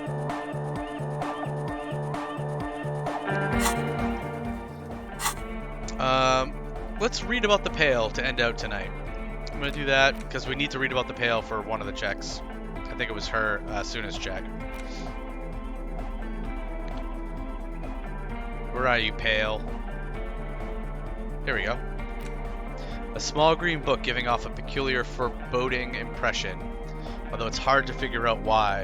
It describes the various ways of healing debilitating ailments through the use of the Pale, some of which sounds implausible at best. Medicinal purposes of the Pale. The cover of this heavy tome features a number of esoteric symbols. Open the book. Flipping through the book, you find a number of sections on the general benefits of the Pale. A large pharmacopoeia makes up nearly half of the book. What's a pharmacopoeia? You come across the following explanation. While modern pharmacopoeia are continually updated by so-called experts based on the results of clinical trials, readers will find assembled here the timeless wisdom relied upon by generations of traditional Seolite medicine practitioners, Mesk mystics, and Ilmaran folk doctors. It's all quackery, in other words. It's all bullshit. Finally, something to calm the angry spirits that have been plaguing you. Yeah, I've got so many angry spirits. It seems to contain descriptions of the medicinal properties of various ingredients that may be gathered from the Pale, as well as instructions for producing a variety of herbal remedies. Is there anything in there about restoring lost memories? I just want something that will soothe the relentless torment of my existence. Anything about curing an apocalyptic hangover. Lost memories! There are a number of Seolite tonics that promise to improve your short-term memory, but nothing that speaks to your condition. No. I just want something that will soothe the relentless torment of my existence. What you're describing is booze. You don't need any herbs for that. Ugh, we're not drinking booze. Anything about curing an apocalyptic hangover? There's nothing in here that speaks to hangovers directly. However, while browsing through the various descriptions, you become convinced that you could assemble something from the ingredients listed here. Want to give it a shot? Rub your hands together. All right, book, let's see what you got. First, you need to choose a base ingredient. Common meadow rue, a sprig of fresh mint, or ginger root. Ginger's supposed to, fix everything. Next, you'll need to combine the base ingredient with an appropriate vehicle. Mix it with a dram of whiskey, boil it with a tea made from birch bark, mash it into a paste with aloe vera extract. Tea. Lastly, is there anything else you'd like to add? A few pomegranate seeds, a spoonful of sugar, some wild ginseng root. The ginger root will help with the nausea, and the birch bark tea will help you flush out the toxins. The ginseng should give you more energy. Nice. As a nice bonus. Got 5 experience points for that. The very thought of this tea causes your muscles to relax and your mind to clear. You're more present and in control than you were a moment ago. We did it. Savor the feeling for a moment longer. A tingle rushes down your spine, and you feel your toes uncurl. If only it could always be like this. I want to try to concoct one of those hangover cures again, or put the book away. Or open the book. Flipping through the book, you find a number of sections on the general benefits of the Pale. A large pharmacopoeia makes up nearly half of the book. I think I just want some general health advice. Have you taken any walks through the Pale recently? Yes, twice a week, maybe. I don't even know what this Pale thing is. How could I walk through it? The book is frustratingly vague on this topic, but it seems that if you've walked through the Pale, you would know it. Open the book. Flipping through the book. General Have advice. you taken any walks through the Pale recently? Yes, twice a week. And on your walks, do you stop to meditate on the nature of your being? Totally, every time. Good. And when you meditate, are you in the nude? Oh yeah, buck naked. Excellent. You're doing everything as you should. Regular pale meditation has been shown to help keep your body lithe and strong, your mind alert and expansive. All right. A note of caution, however. Be sure to limit your exposure to the pale to no more than an hour a day and no more than 3 hours total per week. Noted. All right, cool. That did some stuff. Let's see if that means I know the pale now.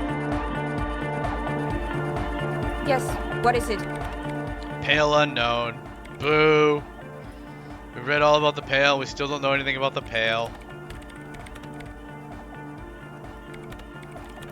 Alright. Well, we've been doing this for about 3 hours, so I think we'll call it there. Seems like a good spot to end. Means we can start the next stream with some godly checks. I feel like that's a fun way to start the next stream. If you are hanging out with me live, like I know Stokill is, hey, I appreciate it. Thanks for hanging out. Hope you've been enjoying Disco Elysium. I had a lot of fun tonight. I hope you did as well. If you're catching us in the VODs, well, hey, thanks for taking a couple minutes out of your day to spend some time with us in Revachol.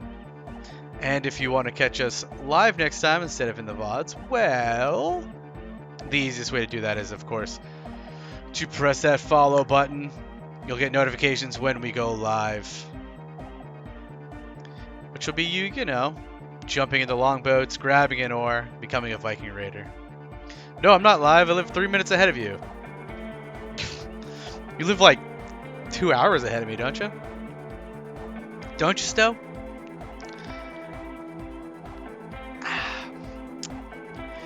And as far as when we go live, most Tuesdays, Thursdays, and Sundays, 9 p.m. Eastern Standard to midnight Eastern Standard.